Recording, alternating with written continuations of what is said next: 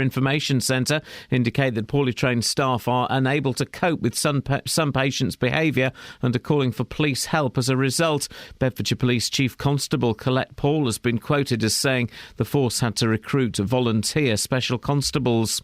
Labour has promised MPs a chance to debate and vote upon the European arrest warrant next time it has control of parliamentary business after the controversial measure was excluded from a batch of EU justice measures voted on last night. The Speaker of the House of Commons and Buckingham MP John Bercow criticised the government. It may be the sort of thing that some people think is very clever, but people outside of the House expect straightforward dealing. South Korean judges have ruled that the captain of a ferry that capsized, killing more than 300 people, is guilty of negligence but not of culpable homicide. He's been sentenced to 36 years in prison. There was public outrage when it emerged that he and his crew abandoned the sinking vessel, leaving many young passengers to their fate. Stevenage Borough Council has been accused of ripping off motorists with steep parking charges. The claim was made in Parliament by the town's Conservative MP, Stephen McPartland. Stevenage Borough Council's taken over £3.5 million in car parking charges, which is preventing the regeneration of Stevenage Town Centre. Thousands of local people have joined my campaign for 3 hours free parking. Will the Minister agree to support my campaign and send a strong message to Stevenage Borough Council to stop ripping local people off? Yeah. In sport, in last night's FA Cup draw, Milton Keynes Dons were drawn at home to Chesterfield. Luton will be away to Bury. Wickham host Wimbledon or York. And if Stevenage win their first round replay, they will be away to Wrexham.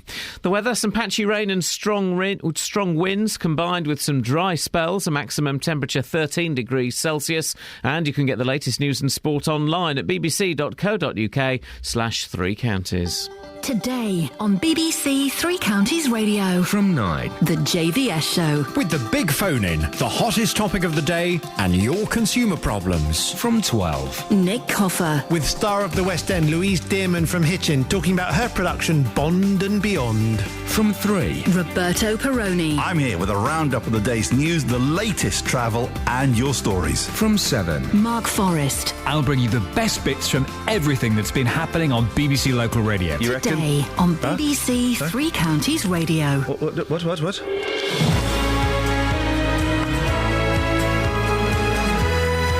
Excellent dancing, Kelly.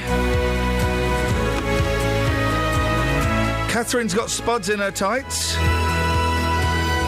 At least I hope they're spuds. Could be plums. I've got a new record. Morning, guys. Welcome to another fun-packed episode of the Iain Lee Breakfast Show. Was that the menu? No, I wrote a better one. Go on then, let's hear your menu. Let's hear what you think the listener wants to know. Well, let's hear it from you. Award-winning I am presenter. An award-winning presenter of a breakfast show. Well, I mean, we won an award, but we don't even get a certificate. And to be honest, I'm not accepting it. Anyway. I can read the menu. Nah. Yeah, go on, Kels, you do it. Go on. 3 questions. What's going on in Wickham? Why are the police being called into care homes? And why are you, yes, you, so very, very lazy? That second very was in capital letters. Very, very, very well read. Excellent job. Thanks. But that's not all we do, though, in the menu, guys. It's a little bit more complicated than that. If you want to get in touch, please call 08459 455 555. You don't have to speak to They won't, because they're so very lazy. You don't... Oh, come call in and prove that you're not lazy. You can speak to me or Kath if you don't want to Rambling on like plums. Across beds, hearts and bucks. This is BBC Three Counties Radio. Yeah. I got sent some new records. Well, I mean, you didn't get sent them. Well, they sent them. They came in the part post. of a contract. They came in the post. I bought them. Go on. I got sent... Ow! Oh, dear. I got sent them, so we're going to play them in their entirety. What you got? Monkeys, isn't it? Oh, no, come on. In what language? Well, it's in English, of course. Oh, sometimes you have them in different languages. Should I have a little bit of country rock? Yeah. Oh. Problem with records. Just play it, mate. Mate? Hang on. I think it's a broken one. There we go. There we go. Into Sleepy Jean. Thank you. There we go. Ladies and gentlemen, it's the Monkeys and Country Rock. There we go.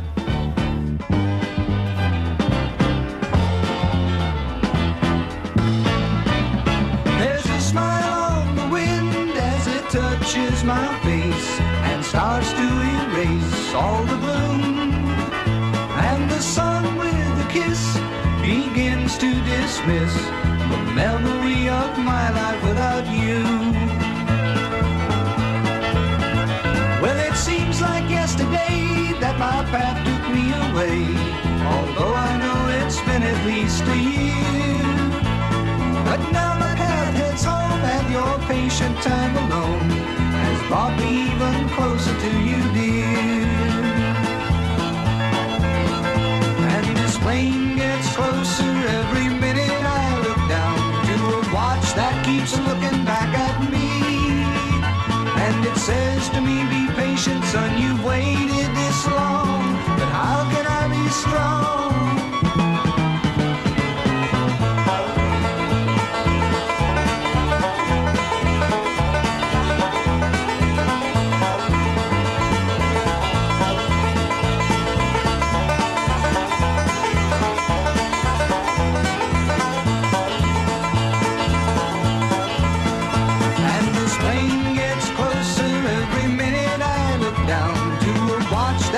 Looking back at me, and it says to me, be patient, son, you've waited this long, how can I be strong? Well, the plane's finally down and the engines stop their sound. I look in the crowd and there you stand, and the gap that once was time is forever closed behind, 'cause I told you I'd come back and here I am. Yes, I told you I'd come back, and here I am. I told you I'd come back, and here I am.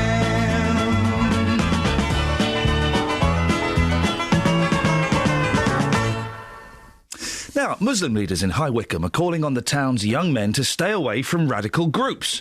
It comes as police continue to question a 19-year-old from the town about an alleged terror plot against the UK. And it's not the first time that Wycombe's been linked with Islamist activity. It was the home of one of the men involved in 2009's liquid bomb plot. And according to the Daily Telegraph, 8 young men have disappeared recently, apparently to fight in Syria. Well, those suspected jihadis attended the Wycombe Islamic Society, according to the Telegraph. Zahid Javid is from Wise and joins me now on the line. Morning, Zahid. Good morning. So, first of all, this Wise, Wycombe Islamic Society, what is it? Is it a school? Is it a mosque? Is it a society? It's basically a mosque, but the activities are wider than a mosque because it acts as a community centre as well for the Muslim community. So it's called the Wycombe Islamic Centre. So what's your reaction to the suggestions that some of these young men have been meeting at your centre? Well, first of all, can I just say quickly that at Wycombe Islamic Society, we are totally opposed to this extremist ideology and theology behind it, and we've said that on many, many occasions, and we teach that as well. Now, the story of the the 9 people that have gone missing, we know nothing about this. The police know nothing about this. So I don't know where the signal comes from. Zaid, sorry to interrupt. Are you on speakerphone or something? It's not the best line. So it's no, I'm on mobile phone. OK. Well, that would explain it. Do you want to change line? You can change it. No, that's OK. You stay where you are. That's fine. That's fine.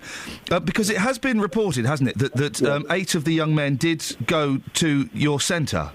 No, this is totally untrue because I don't know where they've got this information from a person called, I think, Zaf Hussain. I've got the Telegraph article in front of me. Yes, Zaf Hussain, a neighbour and local council worker, said there are 8 former Wise Mosque students who've all gone missing, believed to be in Syria.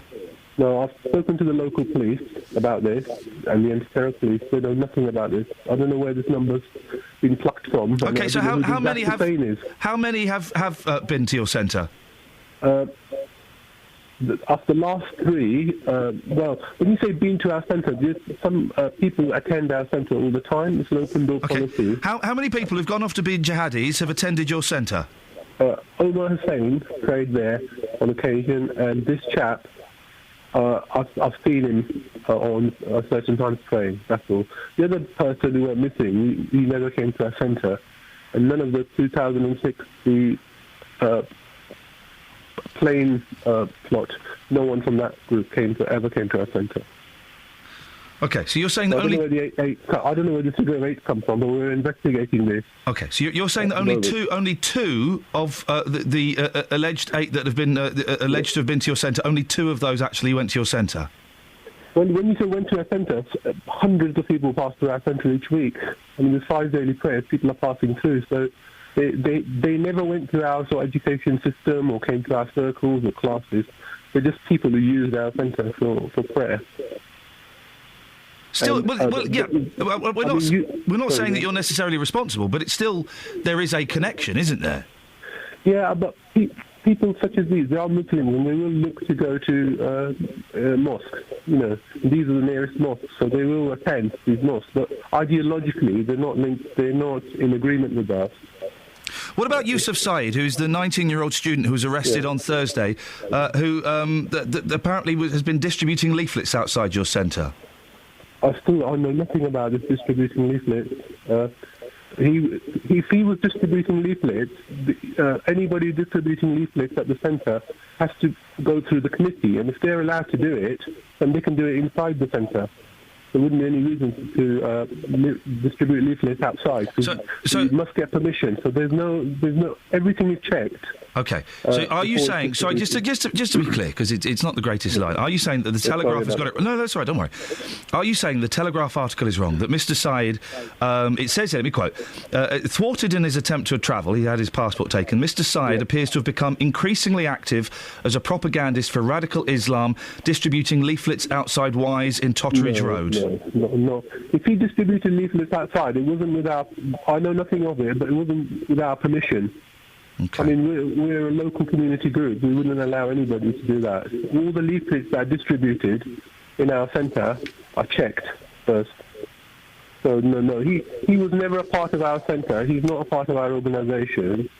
And I know he was ideologically opposed to us anyway, because he travelled to other areas for his groups. But Zai, just to clarify, you want to state that the Wise Centre is totally against these activities and these people? Yeah, absolutely. We've just run a 3-week course in the last month or so, speaking against ISIS and the ideology, and we're trying to explain to the youngsters the theological reasons why they shouldn't follow these groups. Okay, so listen, I'm going to let you go because the line isn't great. I think you managed to get your point across. 08459 455 555. Zahid Javed from the Wise Islamic Centre in Wickham. All the faders are now closed. That was a terrible line, wasn't it? This is the problem. One day, mobile phones can look at stars. They can send emails. One day they'll be even able to make phone calls. That's what I'm looking forward to when we get that advance in technology. 08459 455 555. Let's get the travel.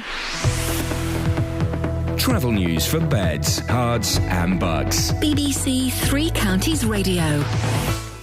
Having a look at the cameras, and things are moving very well so far across the county. No major problems on the M40 or on the M25. So just looking at some roadworks in Hazelmere, the A404 Amersham Road has some temporary lights in place at Park Lane.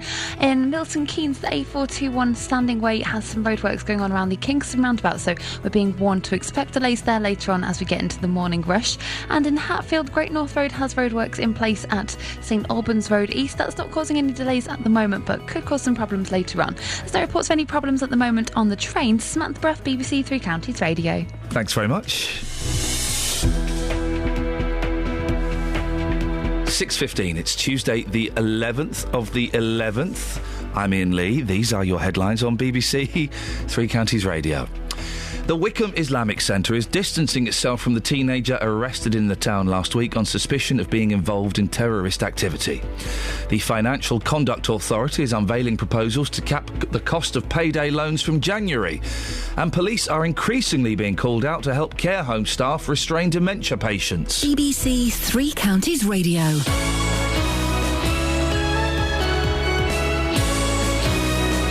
There is not a hope in hell that we are playing Candy by Robbie Williams. So, Kelly, you've got 41 seconds to find us a decent song.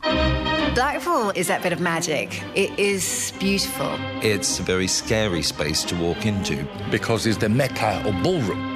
You feel twice as nervous. Great energy. It does send a buzz around everybody. Blackpool puts an enormous amount of pressure on the celebrities. It gives the performance and the dancer an extra level of excitement. Oh, it's great. Strictly, I love you. Is he kissing his hand? Weekends are made for dancing. Strictly Come Dancing, live from Blackpool. Saturday night at 7 on BBC One and BBC One HD. Hey, I'm a Celebrity starts this week, I think. Yes. Guess who was offered... Vicky Michelle. OK. Oh, really? Yeah. Oh. Oh, Renee. Guess who was offered I'm a Celebrity last week? Brian Connolly. No. Freddie Starr's. No. Bruce Forsyth. No. They asked me to do it last Daly. week. They asked me to do it last week. Sue Barker. No. What?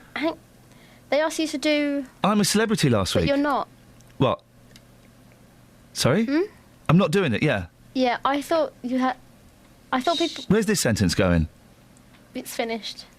Good.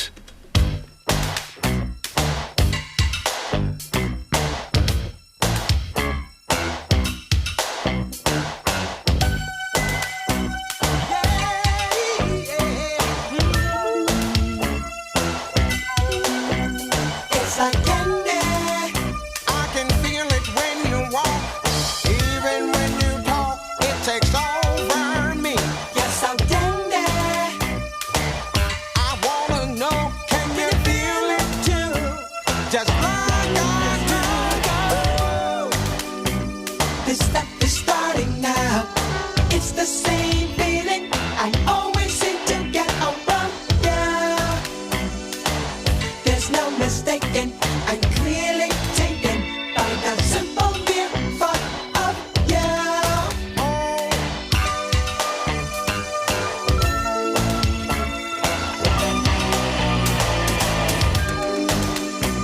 This stuff is starting now. This stuff is starting now. This stuff is starting now. My eyes roll in my head. I toss and turn in my bed. In the morning when I think about you. Yes, I do. Simply put, you're the reason why. Even though I'm real shy, I attempt to look my best for you. Indeed, I do. Just for you. 'Cause you affect me, fascinate me. I thank heaven for the things that feels like candy. So sweet, sweet,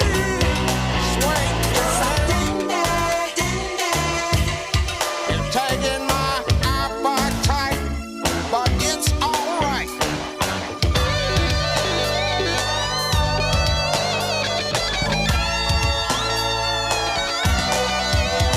It's like candy. Oh, look real nice, wrapped up tight. You're giving me a heart attack. It's the kind I like.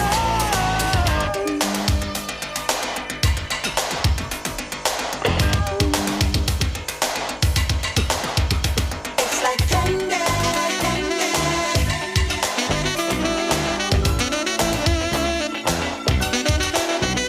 It's so tender.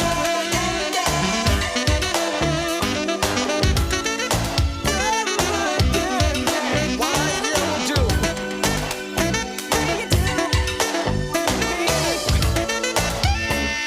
Why would you wash a pear?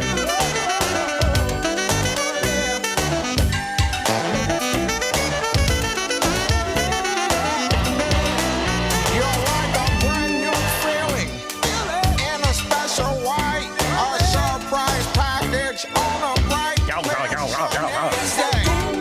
And wrapped up tight. So good, so good. Strawberry, raspberry, all the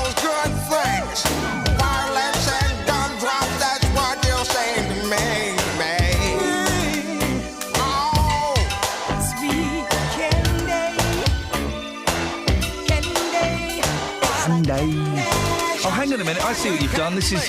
OK, yeah. You're welcome. Cat's idea. Electric slide. I can half do that. Why? You've got a nice pair, Kelly. Thank you. But why did you wash your pair? I like to have a clean pair. Do you like your pair dripping or... Oh, right, OK. Listen. It's a I like a juicy pear. Yeah, OK. She's washed her pear. You've got to wash your fruit because you don't know what's gone on in the don't buy this washing fruit. People pour You it. don't have to pay for it. You just wash it. I never wash a carrot. I never shave a carrot. People shave carrots, don't they? Yes. Why? In the mouth, crunch, chew, beautiful. Bit of dirt, lovely. Although I had a dream last night. I ate a very dirty fruit. It was all muddy. And I had mud taste in my mouth. Why didn't you stop after the first bite of mud? Well, it was a dream. Oh. I did. I had mud in my mouth. But normally, I will pull a carrot out of the ground, I'll give it a bash on the leg, wallop, and I will stick that bad boy in my mouth and I will chomp on it. So be warned. Yeah, anyone who was thinking of inviting into their allotment. You know people that say that tomatoes are fruits? Yeah. They're idiots. They're not really. They're a vegetable. No. I mean, I know that, you know, legally they're a fruit, but they're a vegetable. Yeah, because they've got the seed inside. Yeah, but you'd have them in a salad. Mm-hmm. You'd never have a fruit in a salad unless you had an orange in a salad, and in that case you're a loser. You're wrong. Yeah, I did have the orange when I went to the Lake District, but they are apparently posh there. What's an avocado? Delicious, Pear. that's what it is. It's an avocado pear. And is that a fruit? Fruit. So you would have that in a salad? I mean, the avocado is one of God's mysteries, isn't it, really? No one knows exactly what it is. Like the Abbots Langley Fire Brigade. Exactly. It's soft, it's great with mayonnaise. Creamy. But no one knows exactly what it is. There is one school of thought that it could be a meat. Could be a long extinct meat. Seriously, I don't know why. He is a plum. Sorry? Never did too well at school, but I learned all I need to know. Like how to change a tyre and clean myself from head to toe. But some knowledge has eluded me, and one puzzle still remains. What on earth is the mystery of Abbots Langley Fire Brigade? Did all the helmets go missing one day, or did a dog get stuck up a tree? Did a ghost one night go down their pole? Pray tell, because it's torturing me. Tell us the secret, let the cat out of the bag, because the puzzle still remains. What on earth is the mystery of Abbots Langley Fire? Abbots Langley Fire, Abbots Langley Fire Brigade. Now, it's been claimed that a lack of trained carers means police officers are increasingly being called out to help restrain patients. The Health and Social Care Information Centre suggests that a significant proportion of staff are unable to cope with some patients' behaviour. Well, Bedfordshire's police... Hang on, let me say that again. There's lots of S's in there. Bedfordshire Police's Chief Constable, Colette Paul, has been quoted as saying she's had to recruit special constables to cover a 14% cut in officer numbers at a time when half of the police time was being spent on safeguarding issues such as dealing with people who are mentally ill or vulnerable children in care. Well, Beds Police have refused to confirm she ever said this. Neil Elston chairs the Hertfordshire Police Federation. Neil, have you heard about this being a problem, patients having to be restrained? Not specifically in Hertfordshire, but certainly I'm aware of the wider fact that any shortfall in other public services, and we get the job. Are you having to respond to more calls that are traditionally thought to be out of a police officer's area?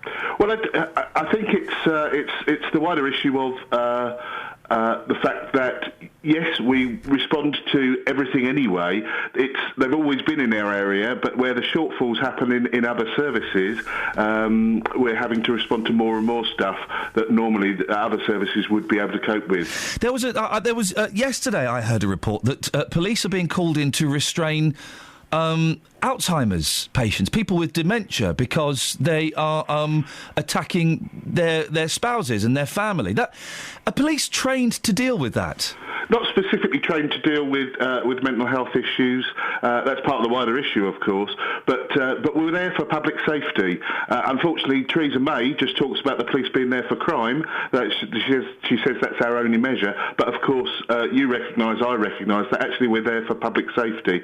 And if someone is assaulting someone for whatever reason, then the police are going to be called and are going to deal with it. It's a tough one, isn't it? Because obviously they don't know what they're doing, or it's coming out of an intense frustration and confusion. Absolutely, and very often we deal with. I mean, it's a wider mental health issue.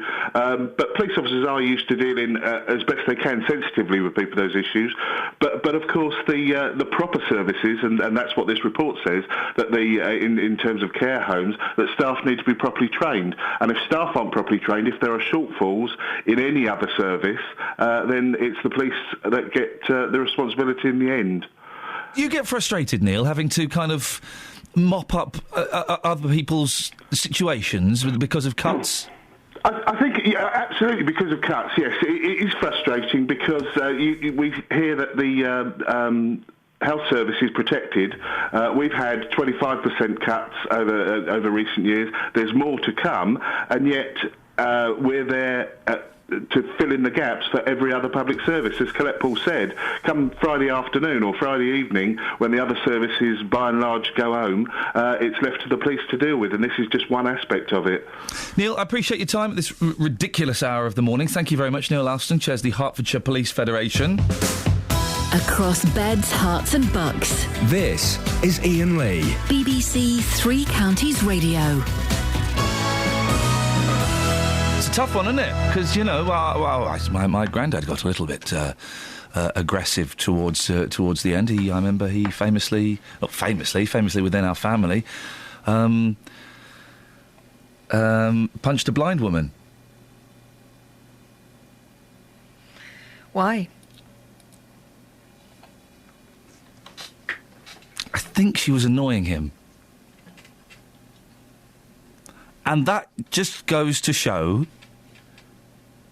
the effect that this horrible disease can have on people. Travel news for beds, cards and bugs. BBC Three Counties Radio. Starting to build up on the M25 anti-clockwise between junction 21 for the M1 and junction 20 for Kings Langley on the speed sensors. In Bricketwood on the A405 North Orbital Road, it's heavy at the M25 junction 21A roundabout as well.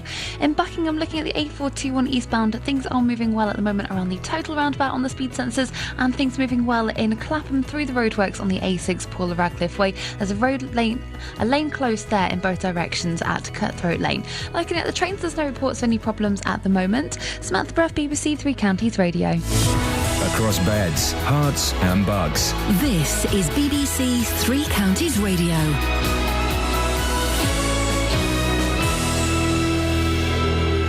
It's 6:30. I'm Simon Oxley. The Wickham Islamic Society is distancing itself from the teenager arrested in the town last week on suspicion of being involved in terrorist activity. Zahid Javed from the Society told this programme reports the teenager had handed out leaflets there were not true.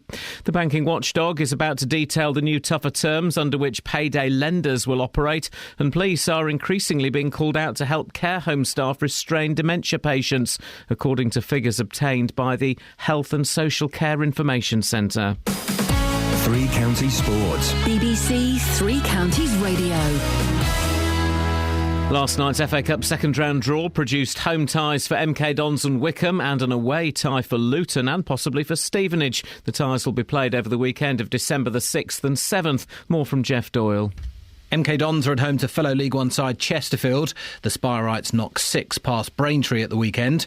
Luton Town have a difficult tie away to fellow League Two promotion contenders Bury. The Shakers beat Hemel Hempstead in the first round. Wickham will also play a fellow League Two side, the winners of York versus AFC Wimbledon.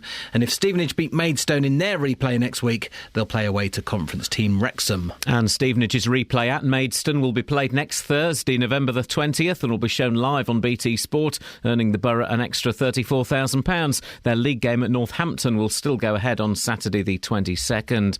7 months after being sacked as manager of Manchester United, David Moyes has been named as the new boss of the Spanish side Real Sociedad. The 51-year-old has signed an 18-month deal at the club, who are 15th in La Liga.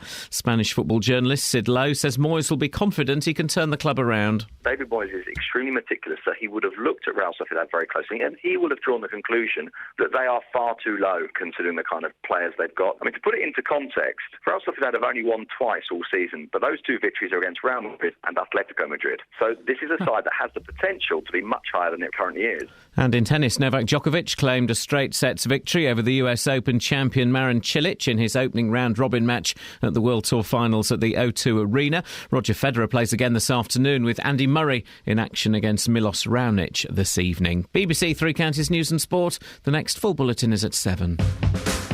If you hear a whisper, give us a shout. Iain Lee. BBC Three Counties Radio. Strip clubs. Yes. Strip clubs. I've been to one once, twice. I went to one in Hong Kong, Japan. Don't know, I was very, very drunk. And I was terrified I'd get recognised in there. This was years ago. I was terrified I'd get recognised in there. Was that before everyone started going to strip clubs? Yeah, sure, why not? You know, like and Simon Cowell. I went in and some woman came up to me. Simon She went, you're off the telly, aren't you? I said, oh, flip heck. She went, you're the bloke from the Far Show. I said, yes, I am. Which one? Don't matter. Then did you behave terribly as a result of having that? Well, I mean, I gave employment to some young women. Okay. I don't. This was years ago. This would have been. Was it Hong Kong or Japan? Either way, it was about 13 years ago. I enjoyed it on the physical level. Spiritually and mentally, though, it left me a wreck. It did. I found it. Sorry, I don't know why you're laughing at that. It left me a wreck. Sorry, I was wrecked. Yeah. Why is she laughing, I can imagine that would be quite hollow. I don't know. Shallow. It was shallow. Shallow is exactly the word. I've been twice, I think. Let's go and watch someone's daughters take their clothes off. Yeah. It wasn't. It was rhythmically. It was pleasant, as I say, on the physical. It's a weird thing to do, isn't it? It's a weird thing to do. Who decided that was a thing? What's weird as well is when they're doing it, they're dancing and they're just having a chat. It wasn't quite this. I went to one in Brighton, I think, again years ago. This would have been about 15 years ago, and it wasn't quite this, but it was like. You've been to the pavilion. Did you see EastEnders yesterday? It's that, you know, and it really. I don't know if I disapprove of them, but I certainly wouldn't. I wouldn't go to one again. I couldn't go to one again. No. I got thrown out of one. Well, you weren't an official dancer, but you jumped up on stage. Yeah. Why? Why did you get thrown out of one? I'm still not sure. I think I know. Oh, no touching allowed. Yeah. Is it because they thought you were a 9-year-old girl? Probably. I can see you in the reflection, so I see what you're doing. We could talk about strip clubs. 08459 455 555. I've been twice, and it really. At the time, I thought I enjoyed it. Looking back, I didn't. So it left me a wreck. I was finished. I've seen a stripper once. He looked like Lovejoy. So did the one I saw. He jumped on the table. And we were all saying, no, and we weren't being girly and squeamish. We were actually saying, no. Did he? And he sort of... Bearing in mind, breakfast. You've done the parting motion there. I don't know. Parting of the ocean. He kept his thong on due to popular demand. Good. But he might as well not have, if you know what I mean. Well, anyway, the reason we're talking about this is very messy. Oh, God. Hope you're enjoying the podcast, guys. Strip club exploited me, says man who blew £7,500. Stag party reveller accuses spearmint rhino. It's true. After he spends a third of his salary in one night. Wow. What? A stag party member has accused a lap dancing club of grossly exploiting him. Grossly exploiting him. Who was the one with the top off? After he's probably him as well. After he spent a third of his annual salary in one night. The unnamed man from Northern Ireland spent £7,500. He claims staff took advantage of his intoxicated state and helped him empty 3 credit cards. Yeah. Well, that's their job. That's of course they did. That's what they do. He said he was already inebriated when he visited the club as part of a stag do. He's said to have ended up alone in a booth, he wasn't alone, and been plied with alcohol until he was so... Right, what happened was his wife found out. Yeah, exactly. His wife... Oh, Terry, what the hell are you doing with all the money? Eiffel Tower, don't know. I don't know what I've done. I didn't mean to go. It got me drunk.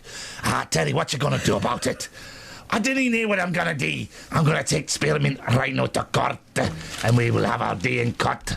Oh, blimey, pals. My wife has found our receipts and I got to take the Spearmint right now to court. Don't stand a chance of winning this one, do I, boys? Gosh, it's like you were there. He writes, I fully acknowledge... He didn't write that. Eiffel Tower. I fully acknowledge I was foolish to enter the club drunk and in possession of several credit cards. But I've been in similar situations before. Oh, right, there we go. I never experienced anything remotely approaching this or involving such a life-changing sum of money. Yeah. He's done it before. Yeah, he's done it before. His wife found out. That's what happened. They got busted. Busted. Well, hopefully he kept the receipts. Well, he did. That's the part of the story, mate. Yeah. You can't get a refund on that. No. Once you've made a deposit, you can't get it back. Play a song, for heaven's sake.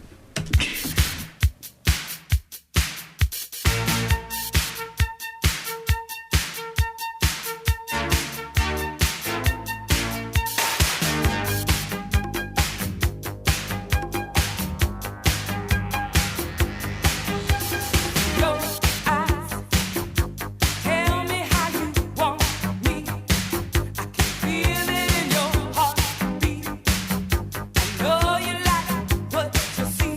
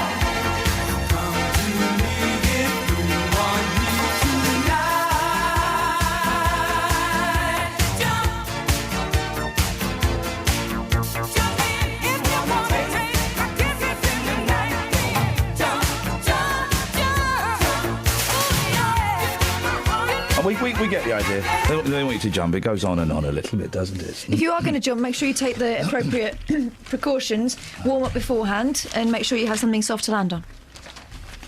That's the BBC line. Cracking pictures here of Van's madness on the M5. Oh, is this the one where they were passing a cup between them or something? Why don't you just do my story? Tell me it. You've just done it. Tell me what happened. Why did they do that? Tell me it. Tell me the story. Go. You've just done the story. So what happened? They had a crash, didn't they? No, they didn't have a crash. Okay, so I didn't know the story. Tell me the story. Go on. 2 vans narrowly avoid a pile-up as a drink is passed between them at 60 miles an hour. Wally's. You, Wally, you ruined my story. Oh, this is right. This is beef we have. We should lay this bare. Lay your beef bare. This is the beef he has, right?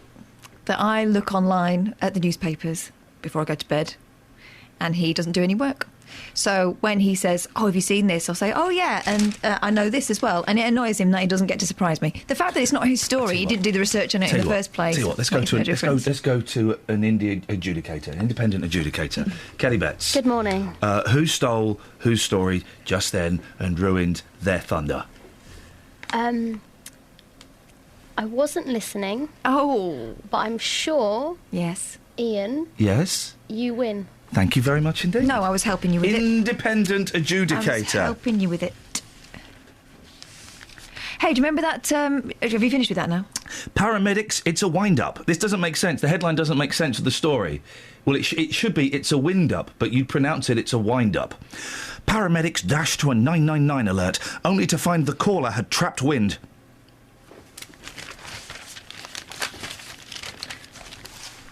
Sorry?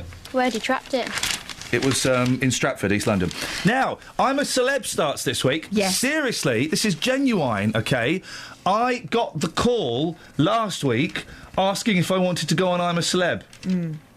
As a insect? No, mate, as a celeb. They've already done Marlon, haven't they? He has been on it. I think Ralph Little has been on it. No, he's not been on it. He's too expensive. They asked me to go on it and I said no. I turned down I'm a Celeb. Dear listener, 08459 455 555. What have you turned down? That's how you make great radio. Why did you turn it down? For several reasons. Yes. Yeah. Oh, you want to know them? The first being? First being it was this week and I'd have had to have taken the time off. But don't you get paid a lot? You do get paid a lot of money. I mean, yes, you do get paid a lot of money. I didn't fancy it. I've got a job. If I didn't have a job, I'd do it. Yeah. If I didn't have a job and hadn't had a job for a long time and I was struggling to feed both children, I'd do it. But I can feed both children at the moment, so... Packam's in the papers banging on about the celeb, isn't he? Packham's in the papers saying that because it's... Packham in. Packham's in. Mate, they say that when he comes into the pub. Packham's in. What do you mean? It's like Packham in. Yeah, but not close enough for it to make any sense. So could you stop saying it, please? Sorry, Chris. I don't even know who you are. Yes, they do. Everyone watches it. No, Chris Packham is saying that to the fellow that's originally said Packham's in. Right, yeah. Do you want to know the Packham story? I've just told you it. Packham goes to the pub. A random bloke that he doesn't know says, "Hey, Packham's in." What? Packham's in? What are you saying that for? You're Chris Packham, yeah? Packham's in is not an accepted saying. It's like Packham in. Even that's a bit... Sorry. And the pub's called Packham's Inn. No, it's not. Oh. No, but it could be. They could be sitting in the Packham's Inn. Packham comes in. They say Packham's in. No, mate. It's the Dog and Hounds. Why are you naming the pub? Chris Packham does not own a pub. He's a panda killer. That's not what I've got on my piece of paper here. Anyway. Kath. Interesting. Kathy. Mama Betts. Mama Boyle. That's a different lady. Mama Boyle. Kathy, what's your story, Kathy? No. What you got for us? No. Mama Boyle? No. Boylesy? K-Dog? Oh. KKK? No. They're in the papers. The Ku Klux Klan are in the papers. They've invited black people to join. Oh, that's all right, then. Mama Boyle, what you got? No? Is it? Is it? No.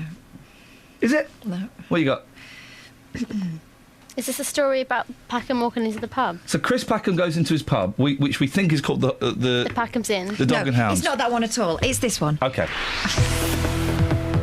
Travel news for beds, cards and bugs. BBC Three Counties Radio. On the M1 southbound, it's looking very slow between junction 10 for the Luton Airport Spur Road and 9 for Redbourne.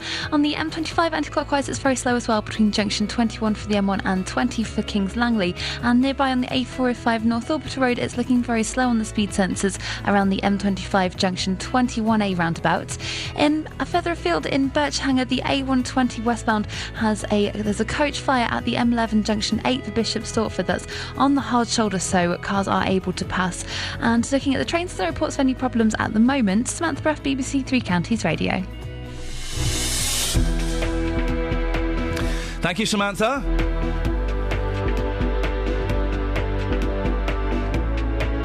.46. It's Tuesday, the 11th of November. I'm Iain Lee. These are your headlines on BBC Three Counties Radio.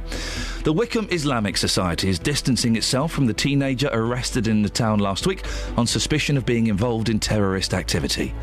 The Financial Conduct Authority is unveiling proposals to cap the cost of payday loans from January. And police are increasingly being called out to help care home staff restrain dementia patients. That's according to figures released today. Let's get the weather. Here's Georgina. Beds, Herts and Bucks weather. BBC Three Counties Radio. Good morning. We've got a fairly cloudy start for most of us today. The further east you are, the brighter it's going to be first thing.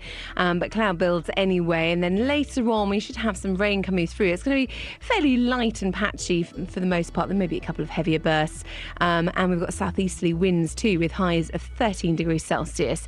Tonight, fairly cloudy. The rain continues. It's still going to be quite breezy with lows of 10 degrees, so very mild. And a cloudy start to tomorrow. Still some showery rain around, but that lessens through the day. By the afternoon, we're seeing that cloud break up into sunny spells. Still fairly breezy, but with lighter winds and highs of 13 degrees Celsius. Thursday, we've got a drier day with varying amounts of cloud. Friday, though, we've got rain and Saturday showers. That's your latest forecast.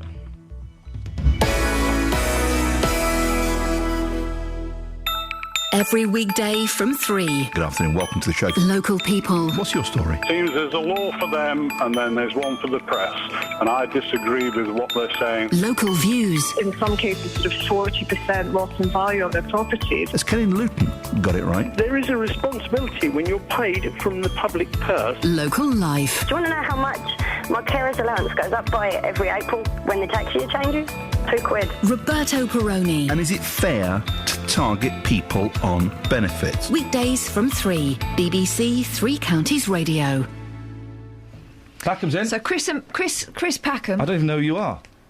Sorry, mate. I just thought I feel like I know you because I've seen you on the telly. Yeah. Okay. So Chris Packham. So I turned down. Yeah. I'm a celebrity. I just want you to know how cool I am, which guys. Which made me think of Chris Packham and this story in the paper. Okay. About Chris Packham. Yeah. And I'm a celebrity. He should get he should get a TV series. Oh no. What's he going to call it? The Packham's In. No. Just Packham's In. It's not set in a pub. Packham and Stackham. He needs a partner called Stackham. That's when he starts making adult movies. when things fall on their backside. Oh, right. That's the title of his first movie. Anyway, that's not the story in my paper. Welcome to Packham's Inn. Tonight, I've got in my luxury flat, I have got a panda. I'm going to be wrestling a panda. And also, we'll be talking to Brian Conley about life after Al Jolson. All of that and more coming up on Packham's Inn tonight at 10:30 on ITV Go. You sounded like Jonathan Ross. He does a bit, yeah. No, you did. Yeah, I know. I was doing an impression of Packham from With Packham's less Inn. than a week to go until the new series of I'm a Celebrity. Have you seen it? It's good. Get me out of here. Did you see the one where he wrestled a panda? I love the one with Billy Connolly. That was a good one. It's on tonight. I like the one where he had Billy Ocean on. Yeah. So Billy, tell me, before we go and strangle an emu, have you still got it? I think so. Let's go and strangle an emu. All right. It's actually a really good show because other people get to wrestle animals. Yeah, it's not just him. It's not just him. Oh. That's the start of Packham's Inn. Scotland, do you want more Packham's Inn? Oh, OK, we're not very popular in Scotland. Never mind. Luckily, I'm going to punch an eagle in the face. Don't worry, it's had its wings clipped. It can't hurt me. Right, this is entirely not what he's saying. Chris Packham wants everyone to stop messing about with animals, and I'm the celebrity because he likes animals. Okay. He doesn't want people. I'll do the story, Catherine. I'll do it justice. That made me really laugh. Because it's true. He doesn't want people to... He doesn't want live rats involved. He doesn't want people to eat elephant's penis. He doesn't want people to do any of the degrading What's his things. beef with snakes, then, if you're so clever? What's his beef with the snakes? What's his beef with snakes? He says it's not a fair fight because they wire their jaws up. Did you hear the story about Packham? Go on. Oh, for heaven's sake.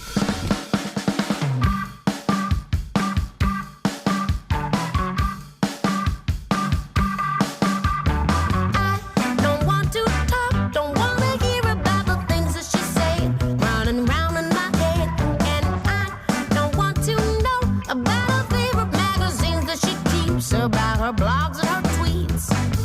I'll tell you something.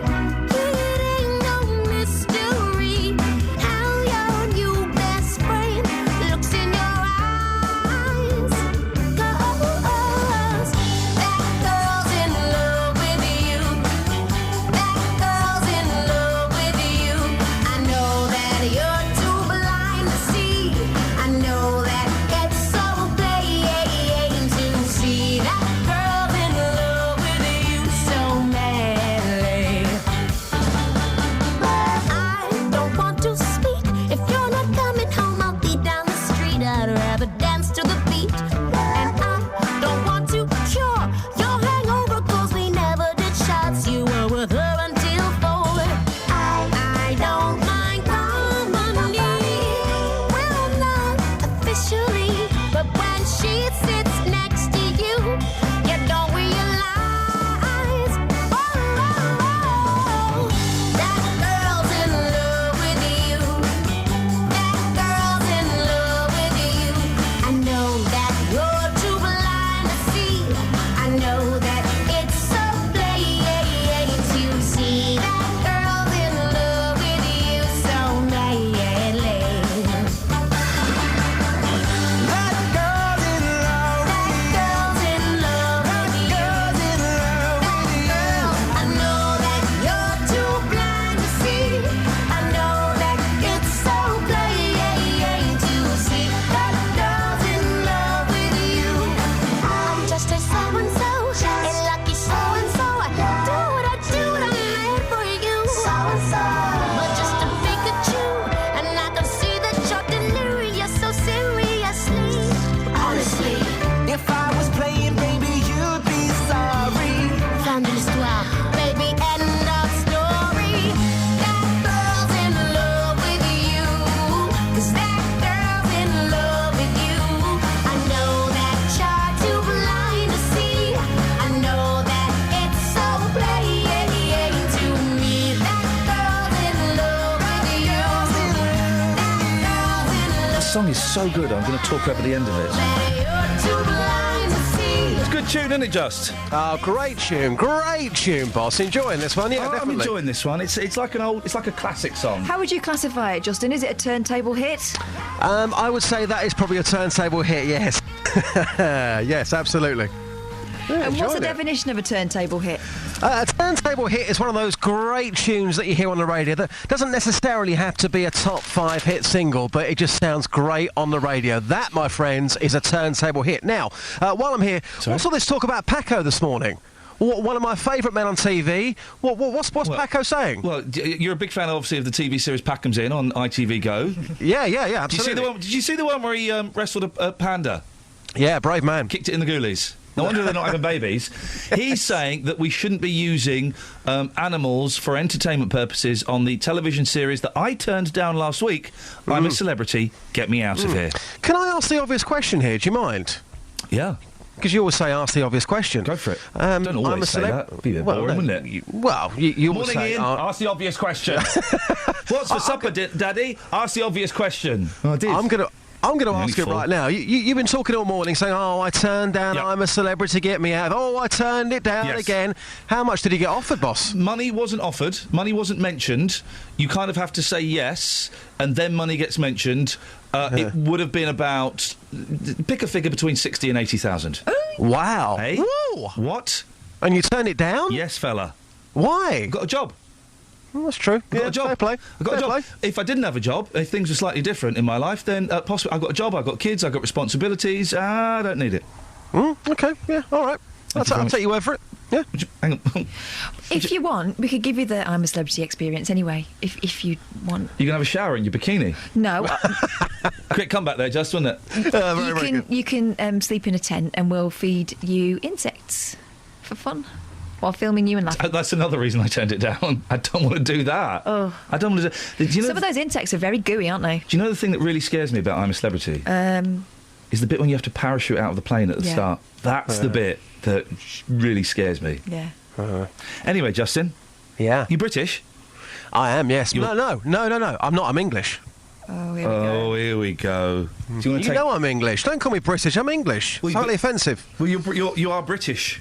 No, I'm English. You're English wrapped in British, surely. No, I'm English, and anybody who was born in England will say they're English. I'm a European. No, you're not. You're English. Well, I'm British. I'm an English-British European. No, you're English. Well, I'm not an American, am I? No, you're English. If you were born in England, you are English. It's pretty simple. Well, that makes things difficult then for this phone in. Could you say you're British?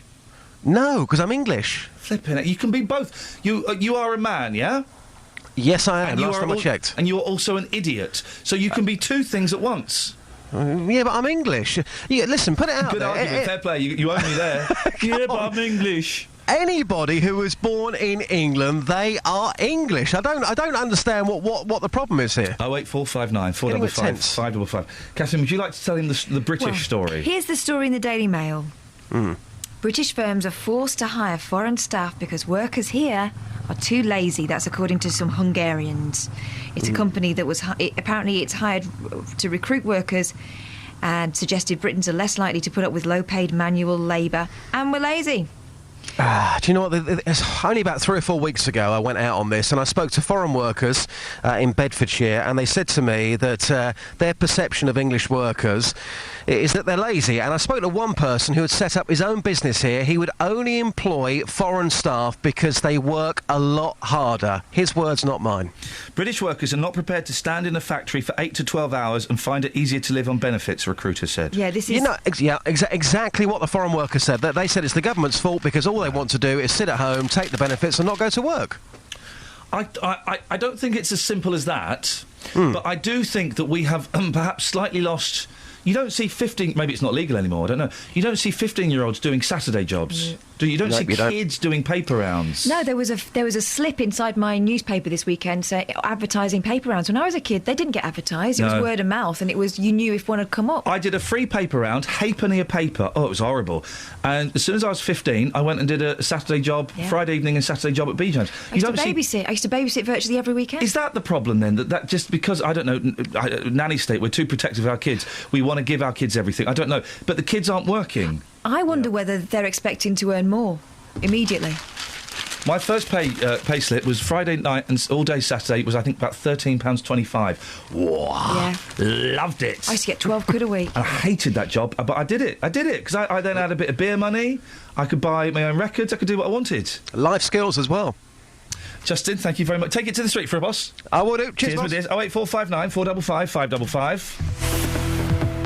Travel news for beds, cards and bugs. BBC Three Counties Radio. It's starting to build up out there on the roads. In Cheshunt, the A10 southbound is building up between the Great Cambridge Road at Turnford and the M25 junction 25 for Enfield. Having a look at the M25 on the speed sensors, and it's very slow at the moment between junction 21 for the M1 and 20 for Kings Langley. And also on the M1 southbound towards London, it's very slow between junction 10 for the Luton Airport Spur Road and junction 9 for Redbourne. On the A1 southbound, it's building up between Eton Soken at the St Neots junction and the Black Cat roundabout through through the roadworks there. And further afield in Birchhanger, the A120 westbound, there was a coach fire earlier on at the M11 junction 8 at Bishop Stortford. That's now on the hard shoulder. No reports of any problems on the train. Samantha Ruff, BBC Three Counties Radio. Thank you, Samantha. The timing was alter-cock there. It was entirely my fault. So, are British workers too lazy? And are you English or British? Does it really make a difference? Local and vocal across beds, hearts and bucks. This is BBC Three Counties Radio.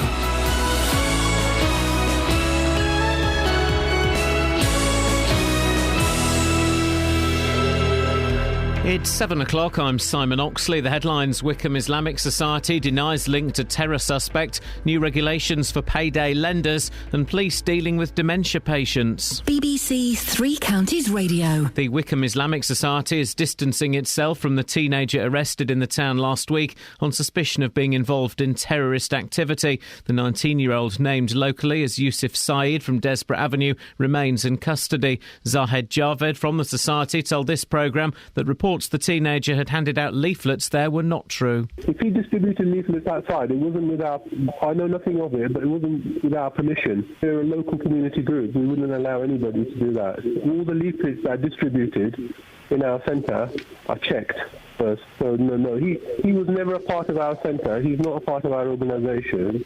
The banking watchdog is about to detail the new tougher terms under which payday lenders will operate. The Financial Conduct Authority will set a cap on the interest the lenders can levy. It will come into force in the new year.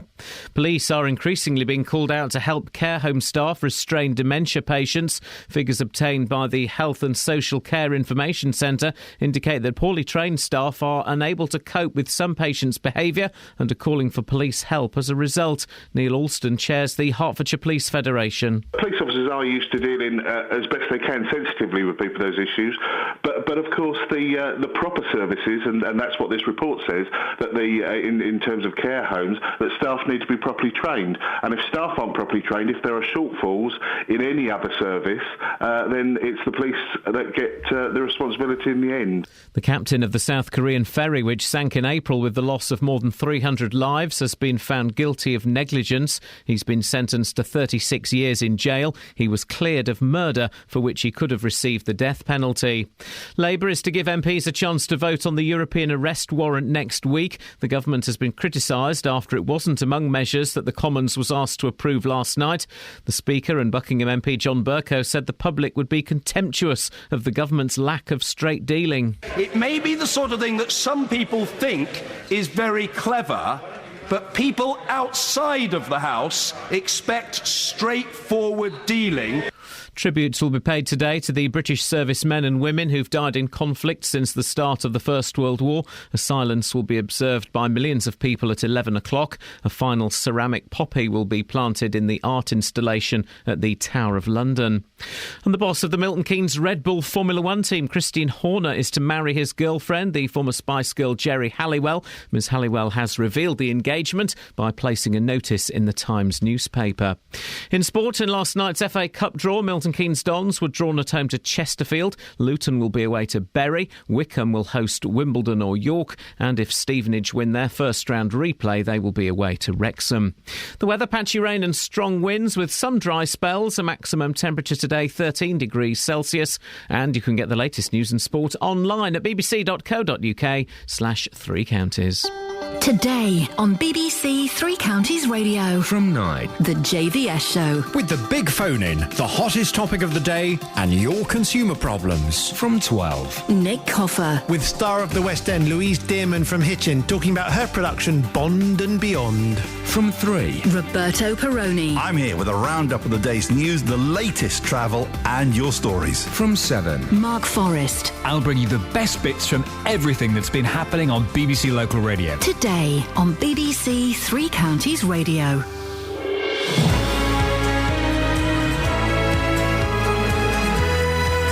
Morning!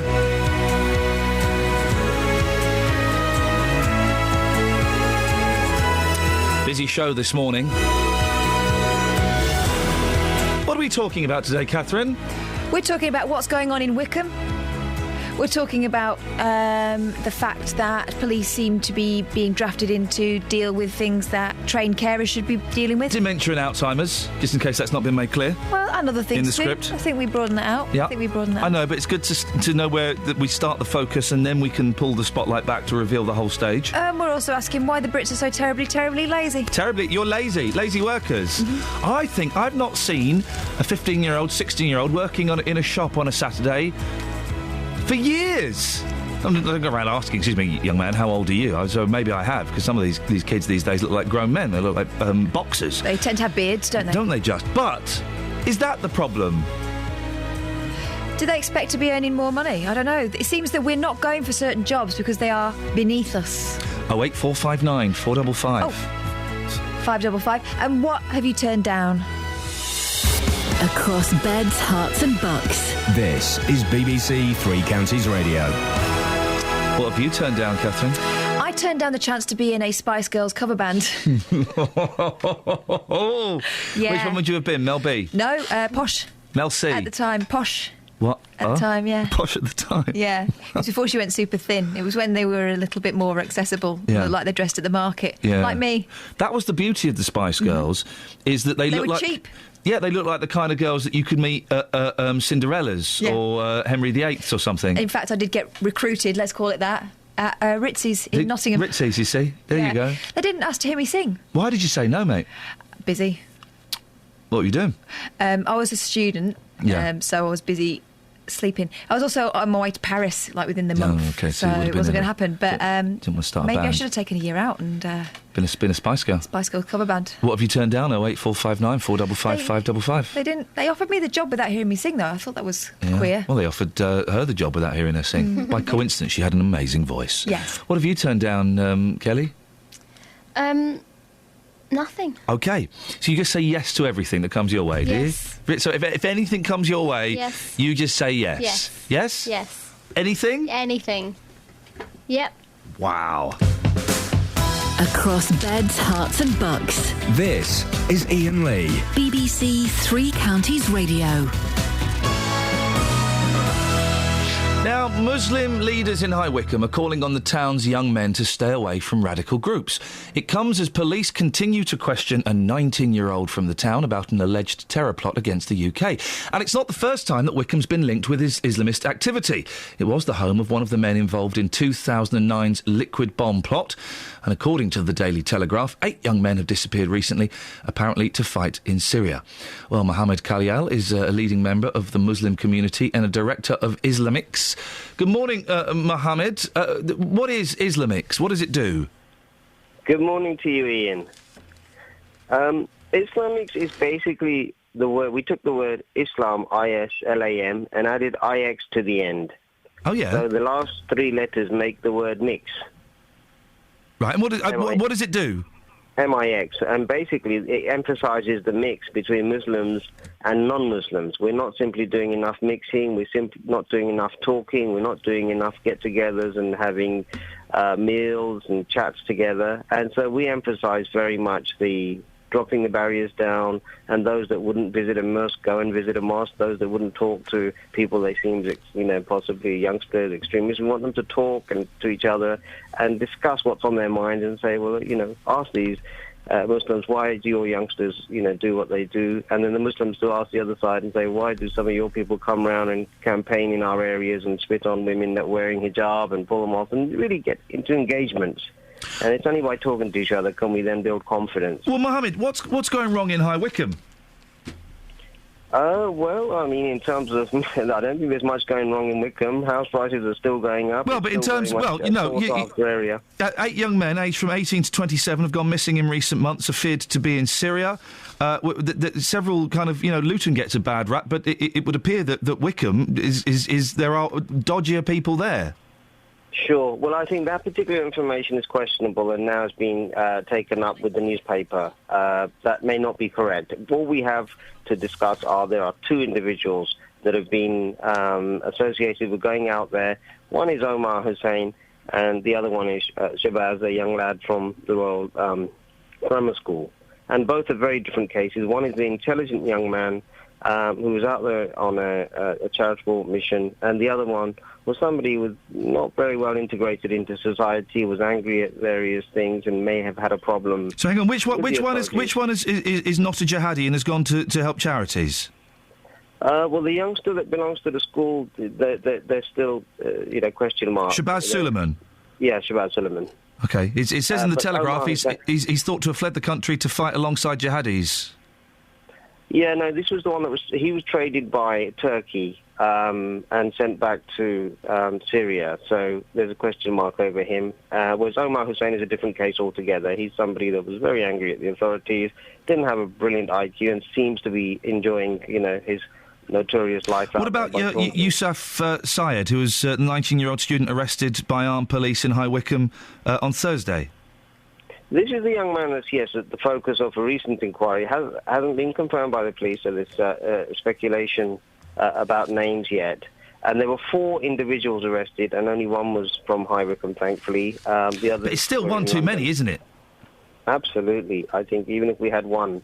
And I think just as a correction, you mentioned the liquid plot, transatlantic plot, was 2009. It was actually 2006. Okay, but they were still from High Wycombe, weren't they? And that was near. Well, only one again. Not all were from High Wycombe. Okay. Only Sarawak was. Okay. Well, one of them was High Wycombe. So I asked the question again, Mr. Galliel. What's going wrong in High Wycombe? Well, this is what I'm trying to answer. Nearly 10 years ago, out of a number of people, one was from High Wycombe, and now we've had, names put forward with one going out there for jihad, the other one is speculative. So I don't think there's a big problem with High Wycombe. I think the stats are no worse or better than other areas. It's just for some reason or other, the media seems to focus in on High Wycombe. Well, hang on a minute. This isn't a media plot, Mr. Calliel. No, the person arrested on Thursday is from High Wycombe. Shabazz Suleiman, who has been traded, and it is suspected he's a member of ISIS, is from High Wycombe. The other gentleman you mentioned, who is very angry, is from High Wycombe. One of the liquid bombers is from High Wycombe. So it's not the case of the media picking on High Wycombe. It's the media reporting the facts, isn't it? Oh, absolutely. But I think statistically you'll find that London and some of the other areas probably London's a little bit bigger than High Wycombe. Yes, and in terms of figures, I think 500 plus. So, out of 500 plus, we've got 2 out of High Wycombe. It doesn't make it. Well, no, hang on. There's 4 out of High Wycombe that we've just mentioned. Are you not worried about it? There's only 2 that we're aware of now that are out there in Syria at the moment. Shabazz Suleiman, Hussein, Yusuf Syed, and one of the liquid bombers. That makes 4. Well, no, only 2 of them are out there in Syria. One is in prison, and the other one is. Well, but there are 4. Okay, whether they're in Syria or not, 4 of them are dodgepots and not the kind of people.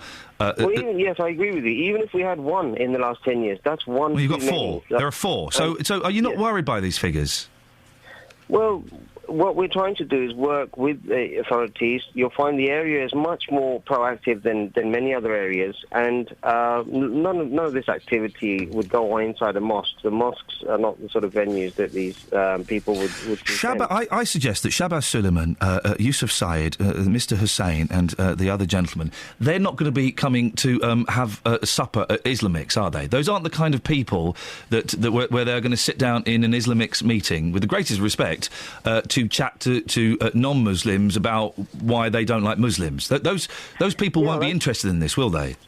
Well, if you look at Quilliam, and I'm not sure if you're familiar with Quilliam, these were people that were out there jailed and were out on jihad missions, and they've come back now and make a considerable contribution to society in de-radicalising programs. And Quilliam, they're the organisation that have been hanging out with Tommy Robinson, the former leader of the EDL. That's right. Right. Okay. Yeah.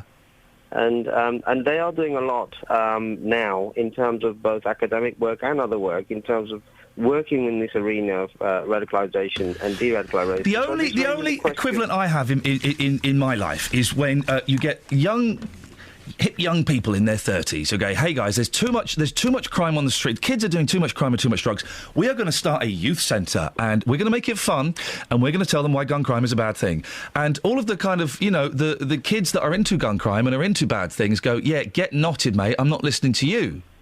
It's the people that wouldn't do those things go to those organisations. Well, I'm not sure what you're asking there, but if in terms of gun crime, I'm asking. No, I'm not talking about gun crime, Mr. Kelly. I'm using it as an example. I'm suggesting that groups like Islamics will not be able to stop young men who are disaffected, who are upset, who are angry for whatever reason, going off to Syria and Iraq to fight as jihadis. Oh, yeah. We're not involved in, front-end de-radicalisation programs. We're involved in wider society where the average person walks past the mosque and wonders what's going on inside that mosque, and we encourage open days for mosques, open integration between interfaiths. OK, well, thank you very much, Mohammed Khalil, Director of Islamics, leading member of the Muslim community. I want to be a leading member of a community. Can I just call myself a community leader? Hey, Kelly, I'm a community leader. What community is it for? You don't represent me, love. Oh, how rude. Travel news for beds, cards and bugs. BBC Three Counties Radio. In Bricketwood, the A405 North Orbital Road is queuing at the M25 junction 21A roundabout on the speed sensors, and having a look at the M25 anti-clockwise, it's very slow between junctions 17 for Maple Cross and 16 for the M40. Callers have reported that there is a minor accident just before the M40, so that's adding to the usual morning rush hour queues. In Beaconsfield, the Amersham Road is very heavy at the moment, looking at the speed sensors between Ledborough Lane and the A40 London Road. In Cheshunt, the A10 southbound is very slow between the Turnford and New River Trading Estate and the M25 junction 25 at Enfield, and on the A1 southbound it's very slow between the St Neots junction and the Black Cat roundabout through the roadworks. They're making it very busy. On the trains, there's no reports of any problems at the moment. Samantha Ruff, BBC Three Counties Radio. Yeah! 7:16. It's Tuesday, the 11th of November. I'm Iain Lee. These are your headlines on BBC Three Counties Radio. The Wickham Islamic Society is distancing itself from the teenager arrested in town last week on suspicion of being involved in terrorist activity. The Financial Conduct Authority is unveiling proposals to cap the cost of payday loans from January. And police are increasingly being called out to help care home staff restrain dementia patients, according to figures released today. BBC Three Counties Radio.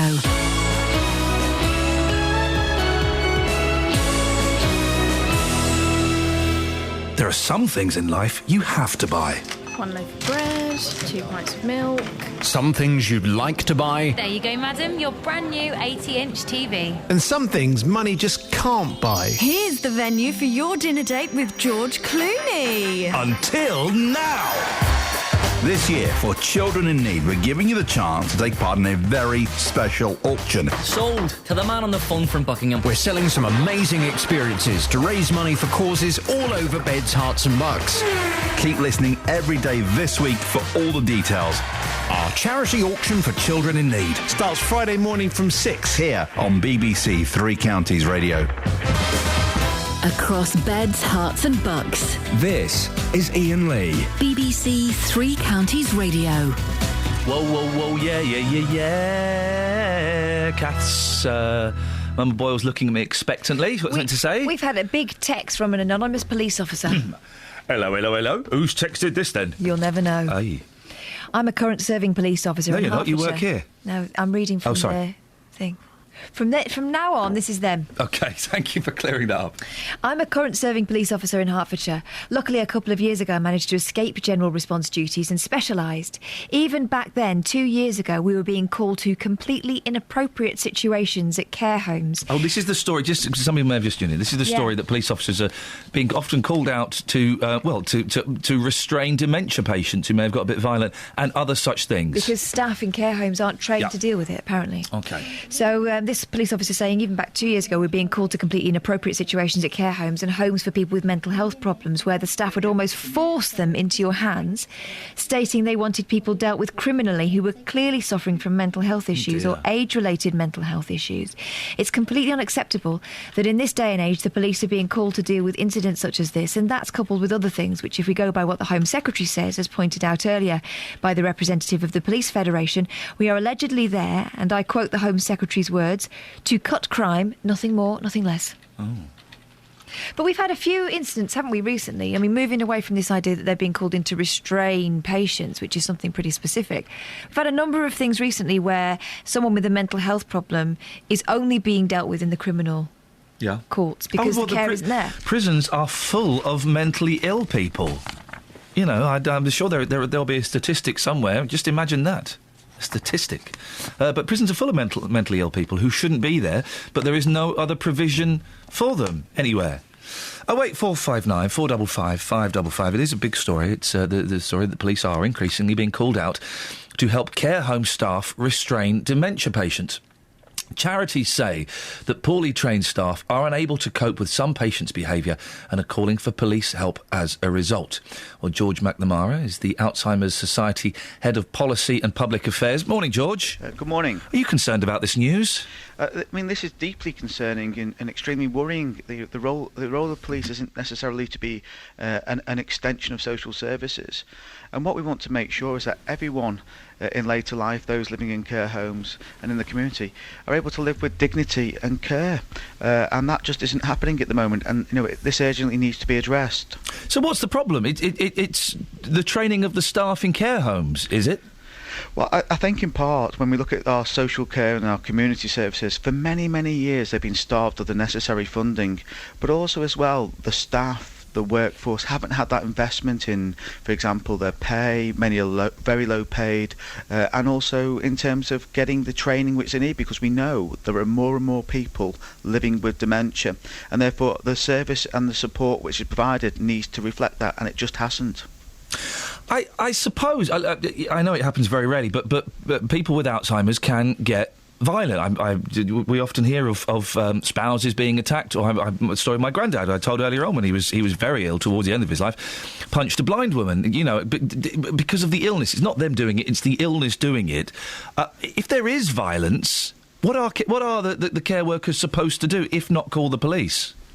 Well, when you look at the figures, these are increasing numbers, and actually what we know is that with people with dementia, as the condition progresses, they find it in many cases difficult to communicate. So, for example, if they're in pain, how to communicate.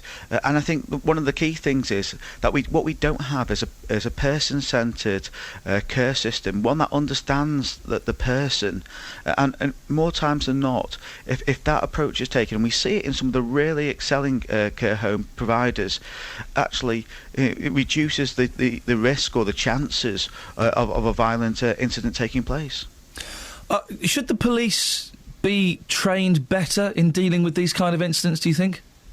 Well, I think what there needs to be is greater partnership working between the police and also the care home providers and care providers, having joint training sessions, understanding more about dementia. That's something we're really pushing forward, particularly with police and emergency services, so that the staff actually have the police and others have a real understanding of what dementia means and the implications of that. Here's something, George. Quite often you hear, and my gran did this, you hear of the partner of someone who's got dementia keeping them at home for as long as they can, for obvious reasons. It's their husband, it's their wife, they want them to stay in the home.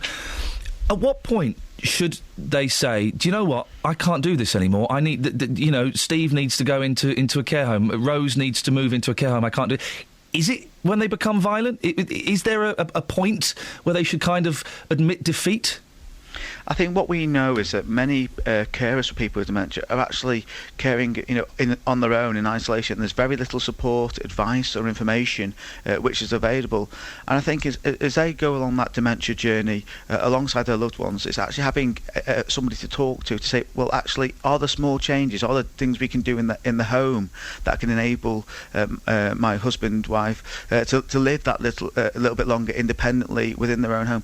But absolutely, I think the most important thing is what's in the best interests of the person they love. And I think actually by having that, but also by having the care and support and the advice is absolutely crucial.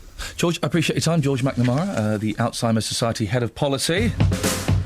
Across beds, hearts and bucks. This is Iain Lee. BBC Three Counties Radio. 08459 455 555. A little recap on a story we did last week, Catherine. Yes. The mobile home. Newlands Park. Newlands Park, the mobile home park in Abbots Langley. It's Abbots Langley, Yes. isn't it? What was the situation there? What was the problem? The situation was there were a lot of residents there having problems with the bases of their static caravans. They were also having problems with their plumbing. There were all kinds of things going on that meant that they weren't able to enjoy their caravans or their mobile homes. but they couldn't get hold of the landlords. And when they were getting hold of the landlord's attitude was usually one of aggression and intimidation. There have been allegations, allegations of a 93-year-old woman being threatened in her home, and other elderly people being threatened or laughed at or ignored by the people who run the park. You probably remember we had a big discussion about this because they are travellers, and we were deciding whether it was relevant that they were travellers or not. As we followed the story throughout the morning, it became suggested that Three Rivers District Council, who are the district council responsible for that area, and had apparently done jack all when it came to sorting these problems out. There was a hint, a suggestion, or more than a hint. No, she said it, didn't she? Anne Main said it. Anne Main MP suggested that Three Rivers District Council were holding off dealing with this because they were travellers and they were worried of being accused of, I don't know what, of racism or whatever. Now, Catherine and I feel we should say this on air because we should give Three Rivers District Council a chance. Sure.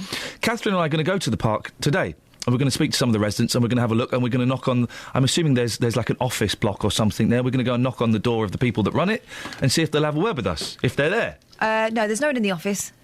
Oh. Because that was another thing. They were assured when they bought their plots that there would be someone there to man that Well, office. we'll go to the office. But we're definitely going to go and speak to the residents. We'll go to the office, we'll knock on the door. There are phone numbers there, we'll phone them as well, and we'll record all of this. We will, and we actually rang Three Rivers yesterday to tell them they were doing this. Because they haven't... Three Rivers District Council refused to come on last week, and they, despite 4 phone calls from Tony Fisher, our reporter, they didn't give us a statement. But they said they would. They said they would. So Tony, I think, phoned up Three Rivers yesterday. What was the result of that phone call? Well, the usual press officer he deals with, the press officer, I think there's only one, wasn't there. Apparently he's on annual leave. Good for him, well done, excellent. He's left no notes. What? No one else knows about it, this inquiry, apparently. Sorry? Despite the fact that Anne Main's raised this in Parliament. So no one knows at Three Rivers District Council that Anne Main, their local MP, has called them spineless in Parliament. No one knows about that. No one knows that we've been trying to get them to find out why they are spineless, according to Anne Main and some of the residents. Or whether we're missing something. Perhaps it's more complicated. Exactly. But they must have known about this story, because this has been going on since April. So someone there must know about this park. Not the person who picked up the phone, which is the person you have to get past to get to anyone else. Three Rivers District Council, I mean, come on, guys. This is very, very poor. We're going to the park today. Catherine and I are going to the park today. Will that be for tomorrow, Thursday? What do you think? We'll see. We'll see what we find. We'll see what we find. Because apparently there have been things that have been happening there over the weekend. Oh, really? You need to come and talk to us to tell us why you are not doing anything for these residents who are in fear. Whether that fear is imagined or not, I don't know. But we've only got their side of the story. They're in fear. Now, Three Rivers granted the licence to the owners of the park, so they have the first responsibility. But there is also a responsibility, a duty of care, actually, on Three Rivers to step in if the landlords are not helping. Well, it's discretionary. That's the problem. Do we tell Three Rivers what we're planning, or do we keep that under our hats for a little bit? Well, I think we could say it out loud and they still wouldn't hear us. I don't know. I think we keep it under our hats. OK, Three Rivers, you will come and talk to us. You know, you kind of have to. Quite often we get statements, and I don't want a statement, I want you to talk to us. You will. We have a plan. Or alternatively, do something. Yeah, or do something. You know, this is your chance. I know what. Why don't you phone up the residents today and say, we're really sorry, we're going to sort this out this week, and then come on the show tomorrow and look like heroes? Here's the thing, we're going to be there from 10 o'clock, so if you want to meet us there... Hey, that would be nice, wouldn't it? Yeah, OK, lovely. Well, maybe we'll see you later on. If we don't see you today, we'll see you very soon. 08459 455 555 is the telephone number. I turned down I'm a Celebrity. You turned down being Posh Spice. Mm-hmm. Posh Spice? Yeah. Blimey. I had the right haircut. I think they just thought it would be cheaper. You had the... What have you turned down, dear listener? 08459 455 555. Travel news for beds, cards and bugs. BBC Three Counties Radio. On the North Orbital Road in Bricket Wood, it's queuing at the M25 junction 21A roundabout on the speed sensors, and also having a look at the M25 anti-clockwise. It's very slow between junction 17 for Maple Cross and 16 for the M40. That's the usual morning delays, also being added to by a small accident just before the M40, we're hearing from callers.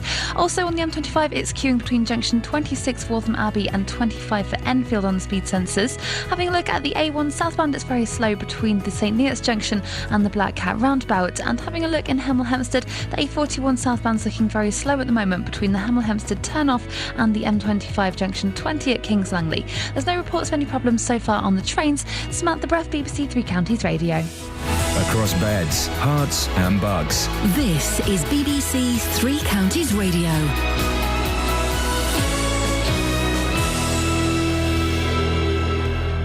It's 7:30. I'm Simon Oxley. The Wickham Islamic Society is distancing itself from the teenager arrested in the town last week on suspicion of being involved in terrorist activity. Zahed Javed from the Society told this programme that reports the teenager had handed out leaflets there were not true. The banking watchdog is about to detail the new tougher terms under which payday lenders will operate.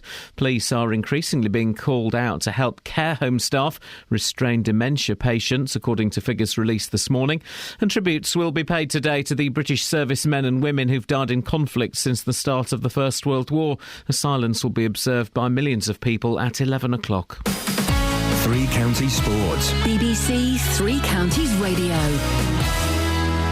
Last night's FA Cup second round draw produced home ties for Milton Keynes Dons and Wickham, with an away tie for Luton and possibly Stevenage. The ties will be played over the weekend of December the 6th and 7th. More from Jeff Doyle. MK Dons are at home to fellow League One side Chesterfield. The Spireites knocked 6 past Braintree at the weekend. Luton Town have a difficult tie away to fellow League Two promotion contenders Bury. The Shakers beat Hemel Hempstead in the first round.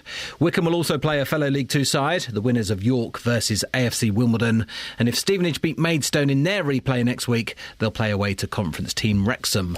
And Stevenage's replay at Maidstone will be played next Thursday, November the 20th, and will be shown live on BT Sport, earning the Borough an extra £34,000. Their league game at Northampton will still go ahead on Saturday the 22nd. 7 months after being sacked as manager of Manchester United, David Moyes has been named as the new boss of the Spanish side Real Sociedad. The 51-year-old has signed an 18-month deal at the club, who are 15th in La Liga. Spanish football journalist Sid Lowe says Moyes will be confident he can turn the club around. David Moyes is extremely meticulous, so he would have looked at Real Sociedad very closely, and he will have drawn the conclusion that they are far too low considering the kind of players they've got. I mean, to put it into context, Real Sociedad have only won twice all season, but those two victories are against Real Madrid and Atletico Madrid. So this is a side that has the potential to be much higher than it currently is. And in tennis, Novak Djokovic claimed a straight sets victory over the US Open champion Marin Cilic in his opening round-robin match at the World Tour Finals at the O2 Arena.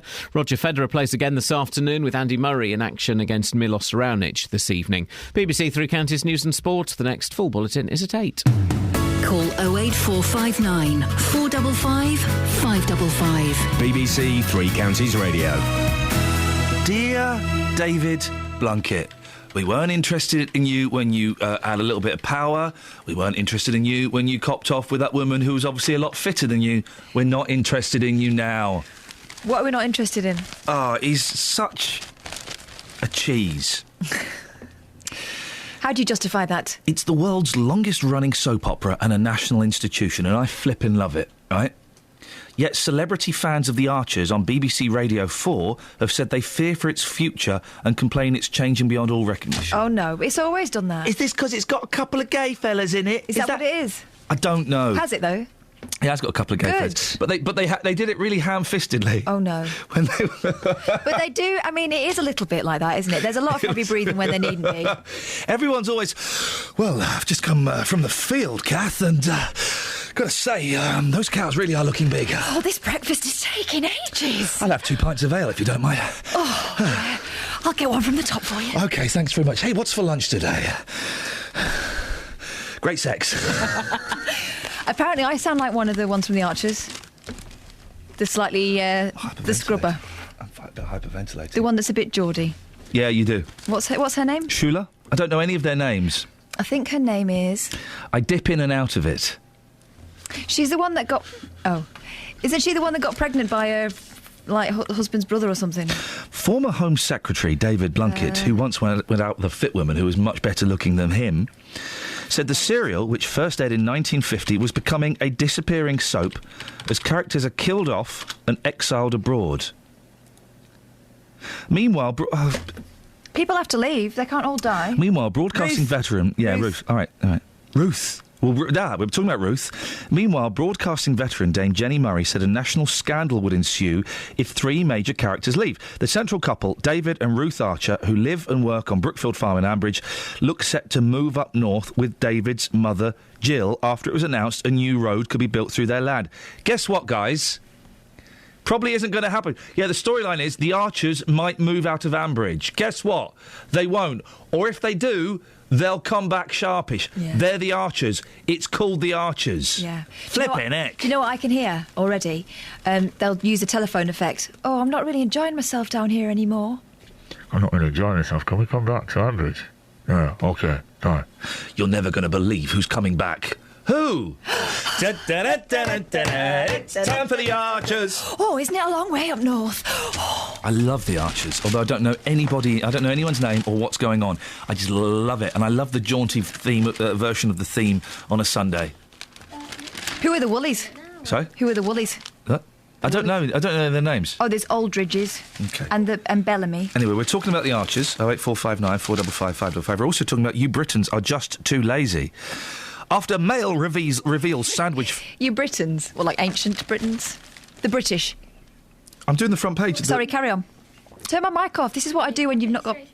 Turn my mic off. After Mail reveals sandwich firm that supplies M&S, Marks & Spencer's... Not just a sandwich. ...and Tesco's, has been forced to find staff abroad, the Hungarians tell us why you Britons are just too lazy. Sometimes I'm a bit Hungarian, know what sandwich. Turn my microphone off. British firms are No, because I want people to listen to the nonsense I have to put up with. I don't do this in your ear. I'm just doing it because it's like watching the telly. Ian's in Kettering. Morning, Ian. Morning, Ian. How you doing? Yeah, I'm annoyed by Catherine. Oh, she annoys everyone. Catherine does, don't worry. Yeah, Mama Boyle gets right on my nerves. Have you covered the big story of today? The salutary lesson that somebody found that they got home and their dog Molly had drank a bottle of Baileys. Oh no, I did see this. Go on, and you tell us about it. Well, I think you've told us the most of it, but go on. Yeah, they got home and they found the dog slumped sitting in the corner. Took it to the vet. It was doing what in the corner? Sitting in the corner. Okay. Yes, and took her down to the vets, and then thankfully she's all right now. But yeah, she drank a bottle of Baileys, so it's a lesson: don't leave your spirits out on the side if you've got a dog. And another drink, of course, that she might like is Johnny Walkies. Oh, don't, because the Sun have done that. The Sun have done 5 drinks she might like, OK? Number 1, it's Johnny Walkies. Number 2, it's porno. What? But as in perno.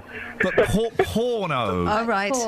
That's weird, isn't it? Yeah, that's not even... They really are chancing it. Number 3, any strong liquor. That's a good one. Oh, yeah. Yeah. Number 4 is shampoodle. That's not a drink. Number 5 is 2 dogs. Ian, thank you very much for that. I've got another lesson for Ian.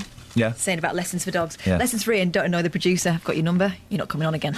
Oh, no, I like Ian. He's good. Well, Ian needs to do some serious groundwork. I can let him on, though. Kelly? Yeah? Here's another lesson for you. OK. Don't mess with me. She's just turned your mic off. You see? Wow. You're in bitchy form this morning. Yes. You really... Yes, I am. Because when it comes down to it, the power is mine. Right, let's write this email. Dear Radio 4, how about it? You said, once I'd served my time on this load of old... rubbish? No, stronger. Drivel. I have a proper job.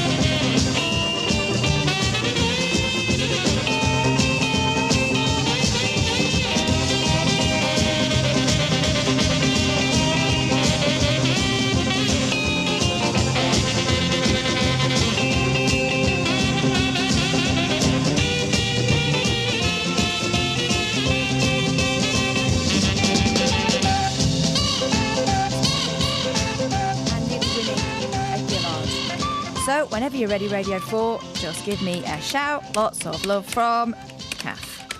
Kiss. Send. Here we go. 08459 455 555 is the phone number. Gary's in London. Good morning, Gary. Morning, boss. How you doing? I'm very good, thank you very much. Good. I'm getting paid for this. Really? Unbelievable. Still? From your licence fee. Sucker. Who do I complain to? You complain to me. Send an email okay. to ian.lee@bbc.co.uk with your complaint. I'll make sure it gets looked at. I'll get straight onto that after this call. Good lad. I've decided the ideal job, but you said you want to become a community leader. Oh, I'd love to be a community leader. I've discovered the ideal job for me. Last night on the telly, I saw it. My eyes were opened. Lap dancer?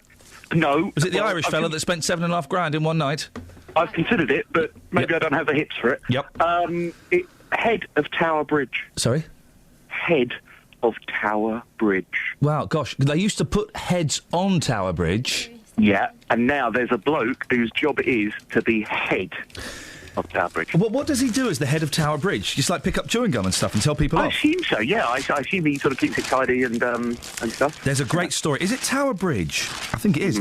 Which one's Tower Bridge? Is that the one that opens?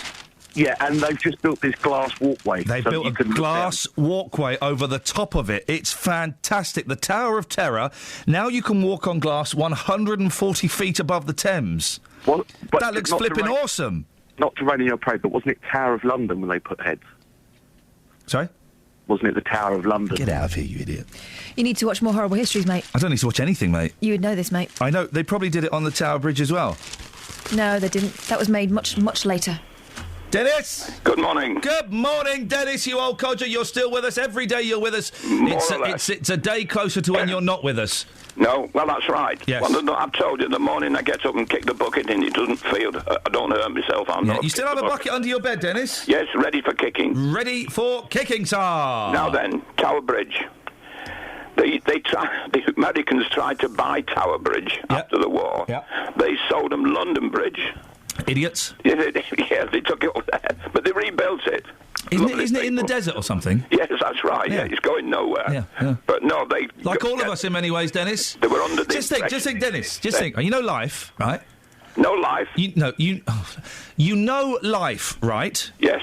This is as good as it gets. Of course it is. Isn't that terrible? Isn't that terrible? No. This is as good as it gets. No, Don't get any better than this. I've told all my children, my grandchildren, get it now because it's not coming back. Get it while it's hot. That's right. No seconds, please, sir. Can I have some more? You can't. You're dead. And I'm God. And I don't exist. Wow. We are screwed. I know. Speaking of being screwed, Dennis. Yes, all the time. Here's a great story in the Sun. Lie do. Lie do. They're an unusual-looking couple. I'll show them to my team so you can see them. Yes. Yes. A jealous girlfriend who forced her fiancé... I saw these two on Kyle. She was worried he might get pinched. A jealous girlfriend who forced her fiancé to take a lie detector test every time he returned home has married him. Debbie Wood... Yeah, I bet she would. No, that's her name. Debbie Wood... Yeah, I bet she would. No, that's her name. Debbie Wood, that's her name, was so worried partner Steve would stray, he wouldn't, that she even scrutinised the 31-year-old's phone, emails and bank statements. She cannot bear him even looking at other women. Well, I'll be honest, his eyes are probably pulled in by the gravity of you. And would quiz him when he came back from a 15-minute trip to buy a pint of milk. 15 minutes? What's he doing there? Well, he's doing what, Dennis? Hope that's a touch. Touching, fancy that. God, I wouldn't be able to live a life like that. No, you couldn't. That's no life, is it? No. Get out and find a bit of life somewhere Debbie else. from Shepshed, near Leicester, ordered the lie detector kit online to keep tabs on unemployed Steve. She said, I get so worried about him, I'm not the shop assistant. I just have to know the truth. Isn't that sad?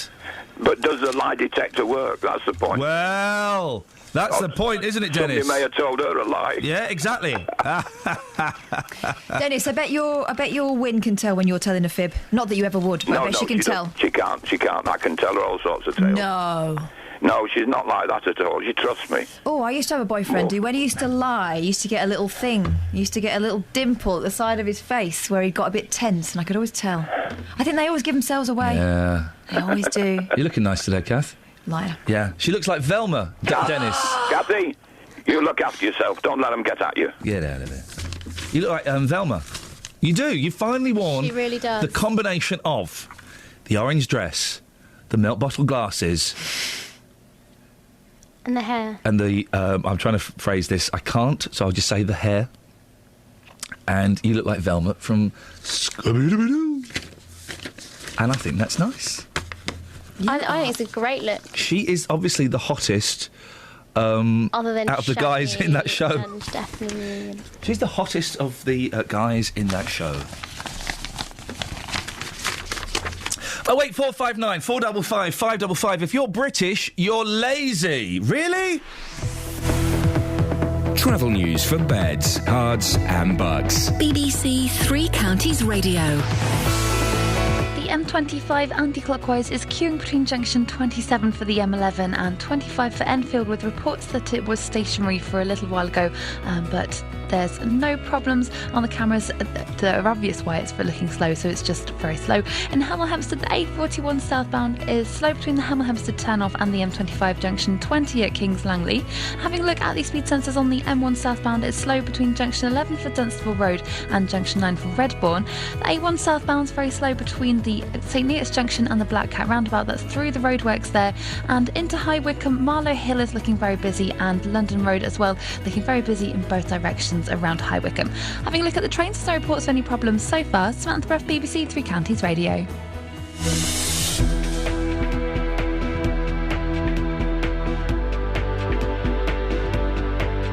Right, 7:46. It's Tuesday, the 11th of November. I'm Iain Lee. These are your headlines on BBC Three Counties Radio.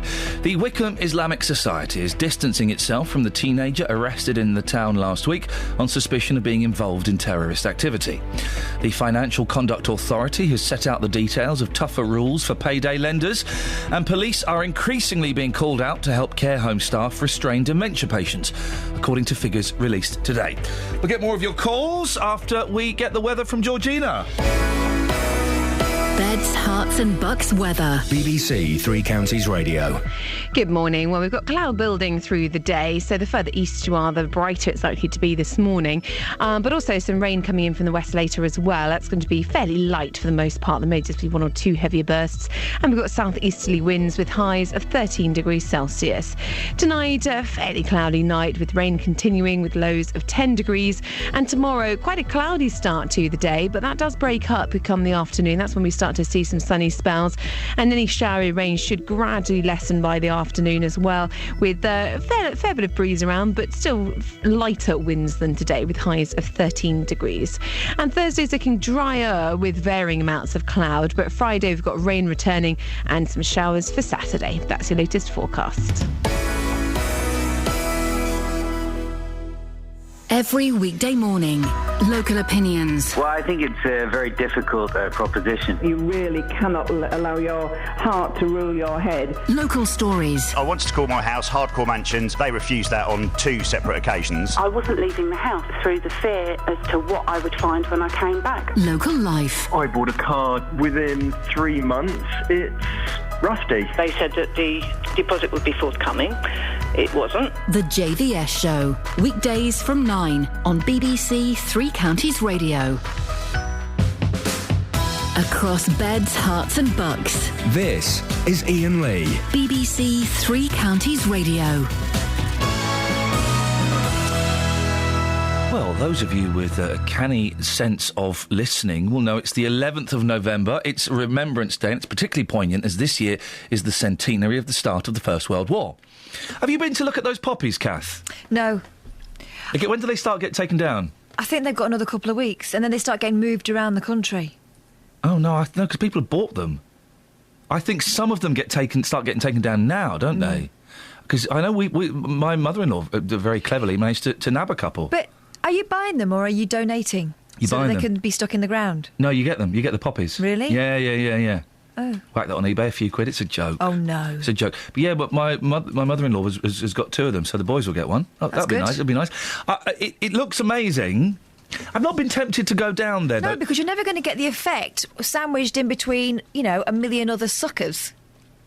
Suckers, are they? Yeah.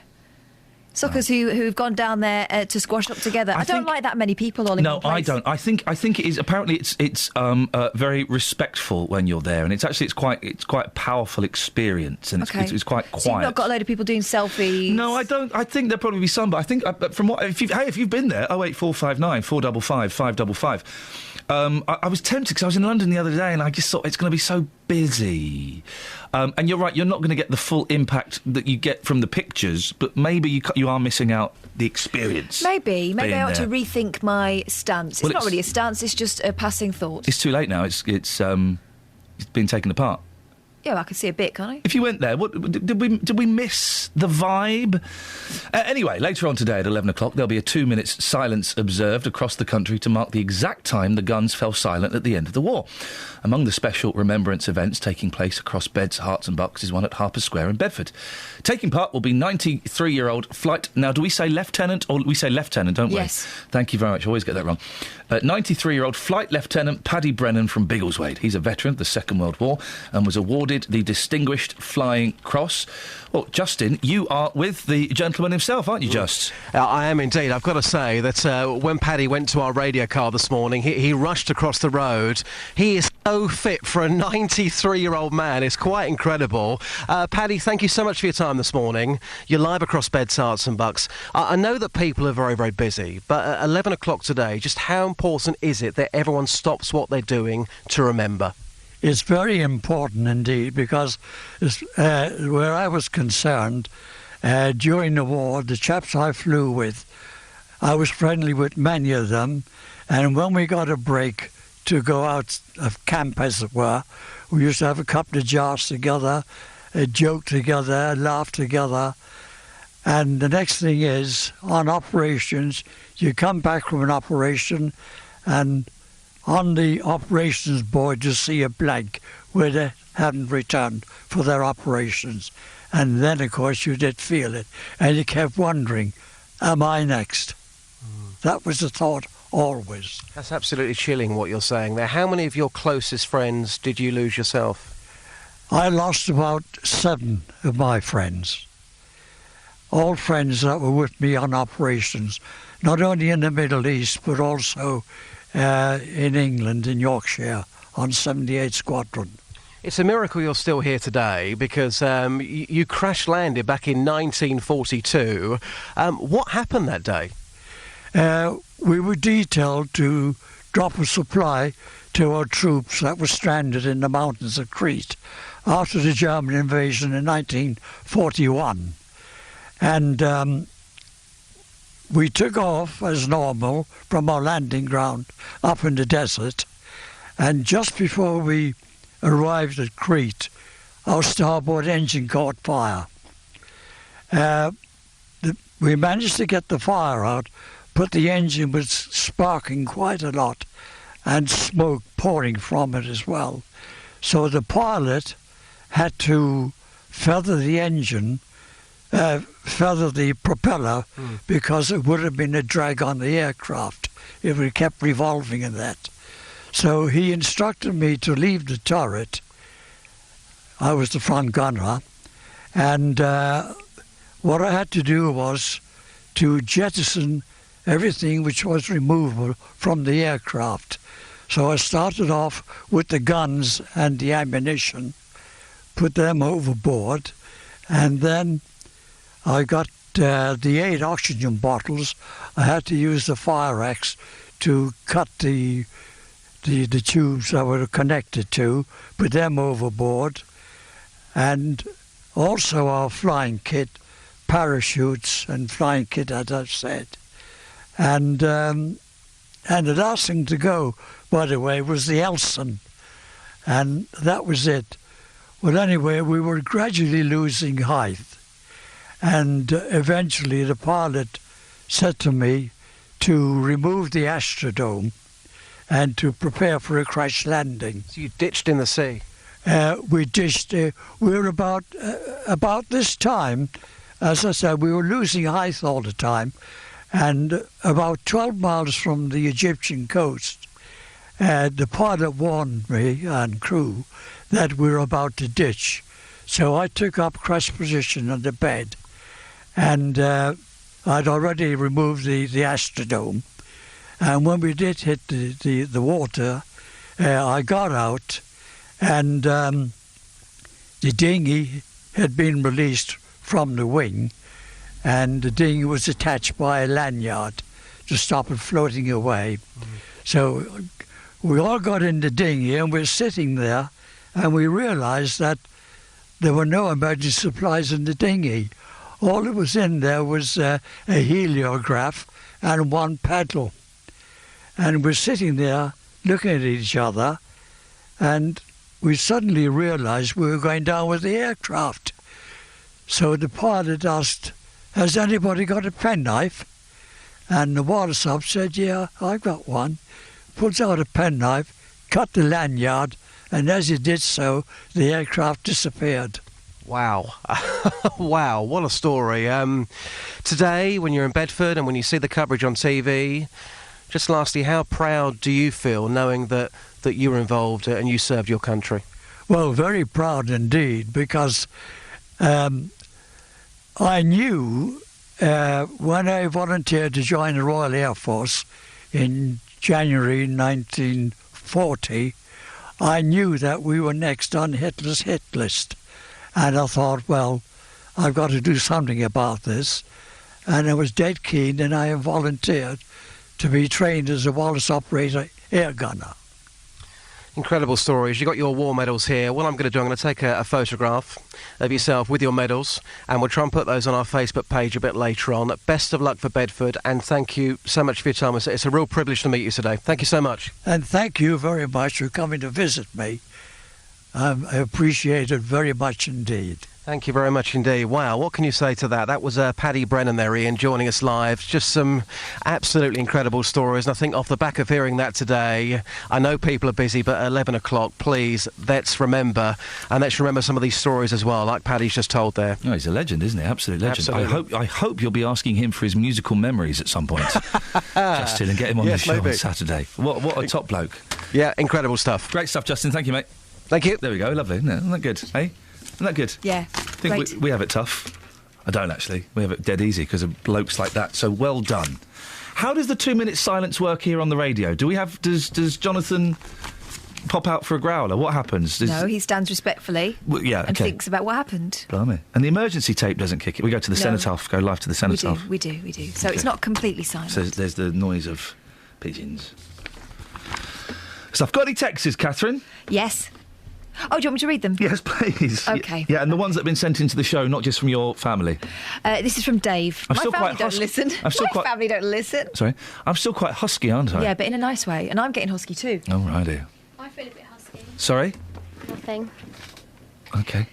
But I do have some throat speaks here, so I'll sort those out in a minute. Yeah, maybe we could do that during the news. Maybe you could read... Yeah. Dave said, I'd like to make a comment about being British and lazy. This is the story that a Hungarian company that's recruiting foreign workers to work in a sandwich factory that provides sandwiches for the likes of Marks and Spencer's, Asda and Tesco. Yep. It says that it's necessary because Brits don't want to do it. Dave says, I'd like to make a comment about being British and lazy later. Perhaps I'll contact you tomorrow if I can be bothered. Why can't you people let me live my own life? It's not much to ask, says hilarious Dave. Beautiful. And on the subject of the police being called in to deal with violent dementia patients... Yeah. Actually, I had a really interesting phone call about that. I'll tell you about that in a bit. But Andrew from High Wycombe says, you expect the police to deal with people who are violent while out of control due to drink, drugs or schizophrenia, etc., affecting their brain. So why not Alzheimer's and dementia sufferers? Just because they're old doesn't make it safe for carers to deal with. They're not security guards or prison officers. The police should help.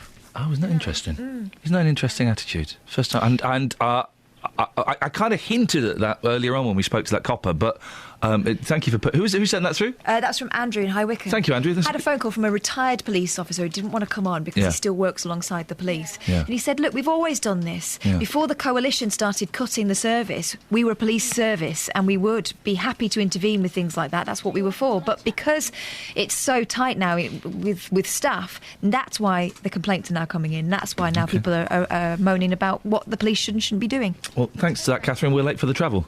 Well, it was important. Travel news for beds, cards and bugs. BBC Three Counties Radio.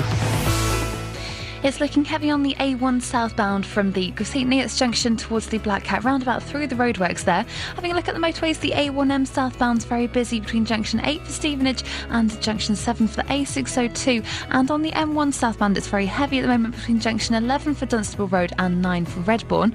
In Hemel Hempstead, the A41 southbound slow between the Hemel Hempstead turnoff and the M25 junction 20 for Kings Langley on the speed sensors. And in Beaconsfield, the Amersham Road's looking slow between the Ledborough Lane and London Road. No reports of any problems on the train. Samantha Bruff, BBC Three Counties Radio. Thank you very much. Well, you Britons are just too lazy, says the Hungarians. Are we? Are we lazy? I kind of think we are. I know I am. Local and vocal across beds, hearts and bucks. This is BBC Three Counties Radio.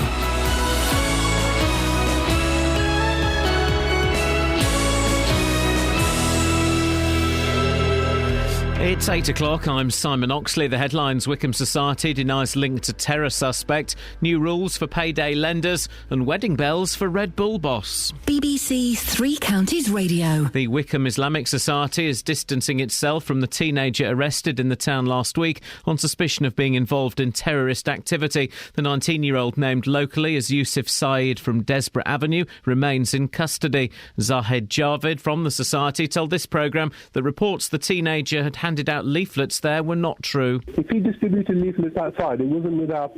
I know nothing of it, but it wasn't without permission. They're a local community group. We wouldn't allow anybody to do that. All the leaflets that are distributed in our centre are checked first. So, no, he was never a part of our centre. He's not a part of our organisation. In the past hour, the watchdog, the Financial Conduct Authority, has set out the details of tougher rules for payday lenders. Daily interest rates are to be capped at 0.8%, and no borrower will ever pay back more than twice what they borrowed. Police are increasingly being called out to help care home staff restrain dementia patients. Figures obtained by the Health and Social Care Information Centre indicate that poorly trained staff are unable to cope with some patients' behaviour and are calling for police help as a result. Neil Alston chairs the Hertfordshire Police Federation. Police officers are used to dealing as best they can sensitively with people those issues, but of course the proper services, and that's what this report says, that in terms of care homes, that staff need to be properly trained, and if staff aren't properly trained, if there are shortfalls in any other service, then it's the police that get the responsibility in the end. South Korean judges have sentenced the captain of a ferry which sank in April to 36 years in prison. They found him not guilty of homicide but guilty of gross negligence. More than 300 people died when the boat capsized, many of them school children. The company behind plans for a waste incinerator in Hertfordshire are being asked to come up with alternative ways of dealing with the county's waste. It follows the government decision to reject planning permission for Veolia's recycling and energy recovery facility at New Barnfield near Hatfield. More from Gail Sanderson. Veolia is already challenging the Secretary of State's decision, and now the council's asked the company to come up with alternative solutions over the next 6 months.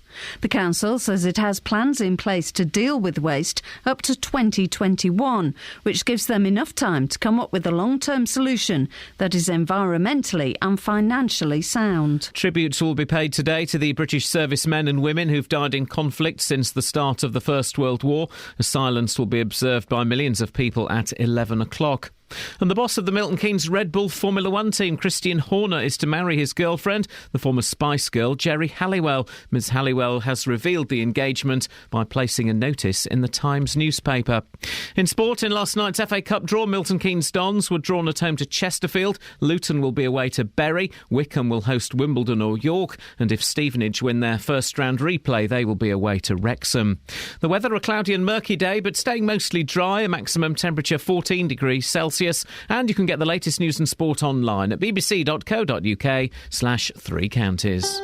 Today on BBC Three Counties Radio. From 9. The JVS Show. With the big phone-in, the hottest topic of the day and your consumer problems. From 12. Nick Coffer. With star of the West End Louise Dearman from Hitchin talking about her production Bond and Beyond. From 3. Roberto Perroni. I'm here with a roundup of the day's news, the latest travel and your stories. From 7. Mark Forrest. I'll bring you the best bits from everything that's been happening on BBC Local Radio. Today on BBC Three Counties Radio. All right, Mark, calm down. Morning. Iain Lee, BBC Three Counties Radio. Busy show this morning. What's going wrong in Wickham?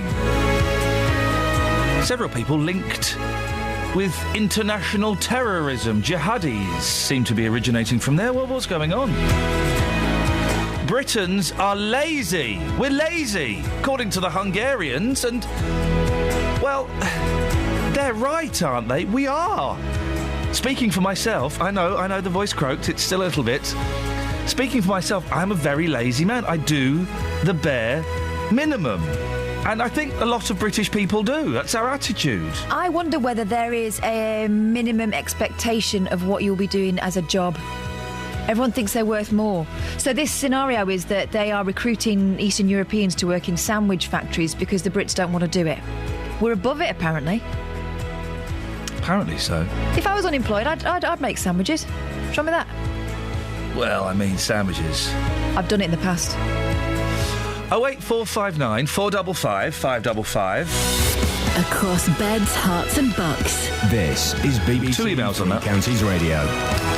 Ken says, to be a bit pedantic. No, never. I don't think you can have degrees of pedantry to be pedantic. But in the context of this story, does British refer to white Caucasians, or does it include British people who are ethnically Indian, Pakistani, Chinese, African, etc.? British people. Yeah. So, yeah. And who's this emailed in about this? Ian and Catherine. Well, just me. Well, mostly me. Hey. Go on. Regarding jobs, the sandwich company Greencore, I'm assuming this is the yes, sandwich that's the right one. Advert doesn't show hours or terms or pay. Age. They did not properly advertise in Northampton, which is where they're based. What subsidies or grants are they getting? Employing young people gets about £2,500 a year. Have you looked them up on Universal Job Match? No, I haven't. If you want to do that research for me, you can. I'm a bit busy at the moment. We've also had a text message through from John in London Colney talking about this idea that the police are being increasingly called in to deal with violent dementia patients. Morning, John. Yes. Because carers aren't trained to deal with them. John said, I had no idea you could call the police to help restrain dementia sufferers. I currently have a black eye, which is nearly healed, and bandages down my arm from being scratched. I will definitely be calling the coppers next time I have to clean the man who did it. He's a carer from London Colney. Blimey.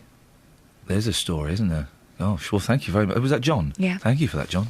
And you know, I've said this before and I will say it again, carers, we don't pay them enough money. They get paid terribly for doing one of the worst and yet most necessary jobs that's required. And care workers is one thing, but there are plenty of people doing what the government has encouraged them to do and looking after loved ones at home, and they're not trained to deal with this either.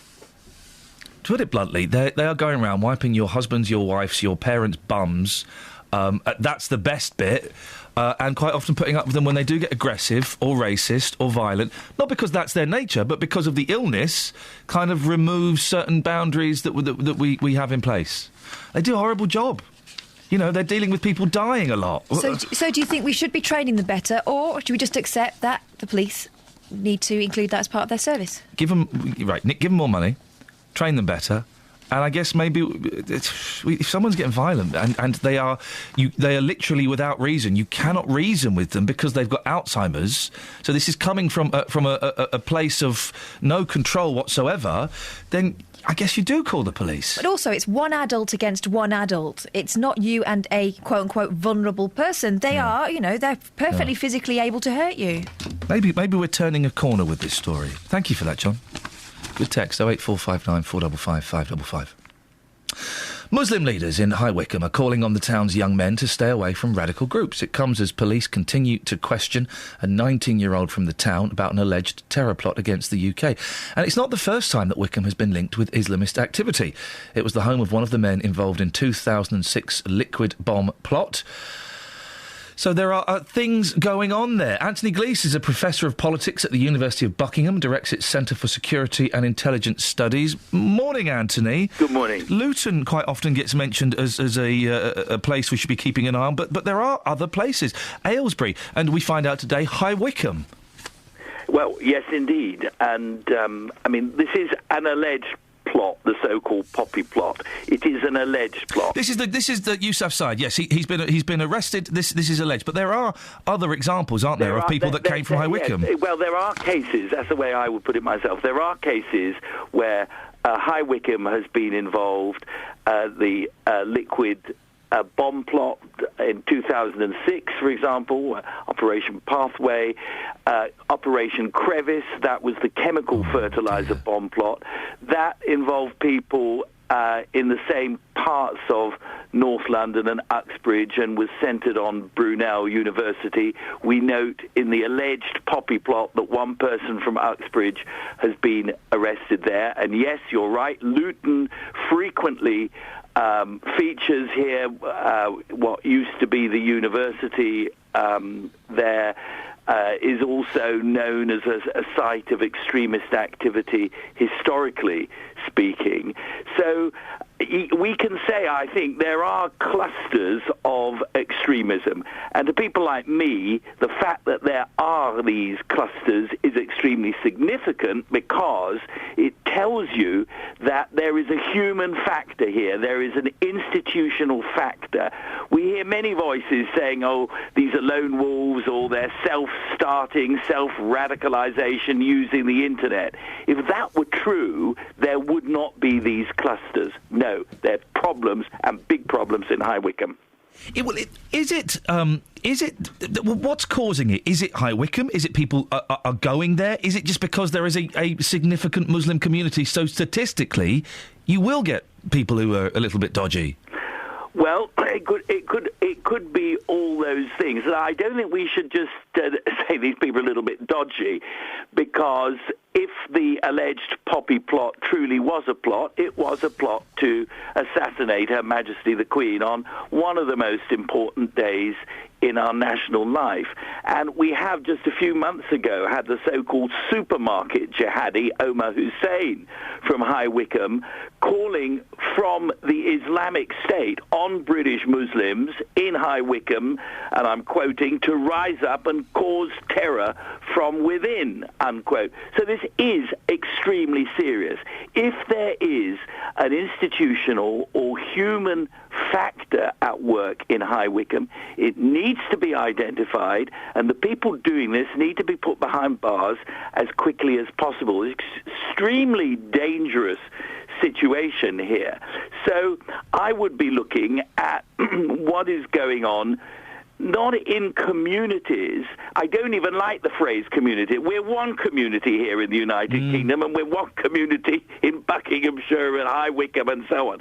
But within these communities, there may well be radical education centres, a particular radical preacher who's speaking out to these young people who are predominantly high school students or university students. But what can be done that's effective? Because let's assume that there is a radical preacher, for example. Let's take that as our starting point, and he is starting to influence the minds of young people that the West is corrupt and we should launch a war against it. If that fella goes to prison, then those people who've been turned or contemplated turning will go, well, hang on, he was right. Look, the West have put him into prison just for speaking his mind. Isn't that going to make more people angrier? I don't think so. I mean, this is a really, really difficult question you're putting to me quite early in the morning. I know. I do apologise, Anthony. I'm sorry. I have to say, it keeps me awake often at night, because I think it is a really, really important issue. We cannot have young British Muslims being radicalised, not whether they're UKIP supporters or Liberal Democrat. It's not that kind of division. This is a fundamental division. You go to fight for the Islamic State. You're going to fight for a state that rapes, that pillages, that beheads, that condemns women to servitude. It's not just any old decision. It is a fundamental decision. Now, in my view, the people who do this radicalization are criminals. However, you're absolutely right that if we send these people to prison, all they will do will be to radicalize other prisoners. I think the time really has come for this country to have a big discussion about this, along with everything else it's having a big discussion about, and to say to these people, look, if you want to go to fight for the Islamic State, here's your passport, go, but don't come back. You have turned your back on the United Kingdom and its values. Go and live in the Islamic State. Go and live in an Islamic state where you feel comfortable. And in return, let us have the Christians from the Middle East and Pakistan, whose lives are being made a misery by being persecuted in an Islamic culture because they are Christians. Let's be entirely honest about this. People who don't like this country should not be required to live here or sent to prison if they want to live in an Islamic state. Let them go. In God's name, let them go. Anthony, we'll have to get you on for longer one morning, because I love chatting to you. Thank you. There's so many questions off the back of that last statement, and we haven't got time, but we'll definitely get Anthony back. Anthony Gleeson, Professor of Politics at the University of Buckingham, directs its Centre for Security and Intelligence Studies, and is always an excellent listen. Travel news for beds, cards and bugs. BBC Three Counties Radio. The A1 is looking slow southbound from the St Neots Junction through the Black Cat roundabout through the roadworks there. On the A1M southbound, it's very busy at the moment between junction 8 for Hitchin and 7 for Stevenage, and the M1 southbound is heavy between junction 11 for Dunstable Road and junction 9 for Redbourne. Having a look at the M25 anti-clockwise, it's very slow between junction 21 for the M1 and 16 for the M40, and on the M40 northbound, it's slow between the Denham roundabout coming off the A40 heading towards the M25 as well. In Amersham, Gore Hill is looking very busy at the junction for the A40 at London Road as well. In Wendover, the London Road's very slow southbound, and also in Wingrave crossroads are looking very heavy between the Winslow Road and Aylesbury. There's no reports of any problems at the moment though on the trains. Samantha Breath, BBC Three Counties Radio.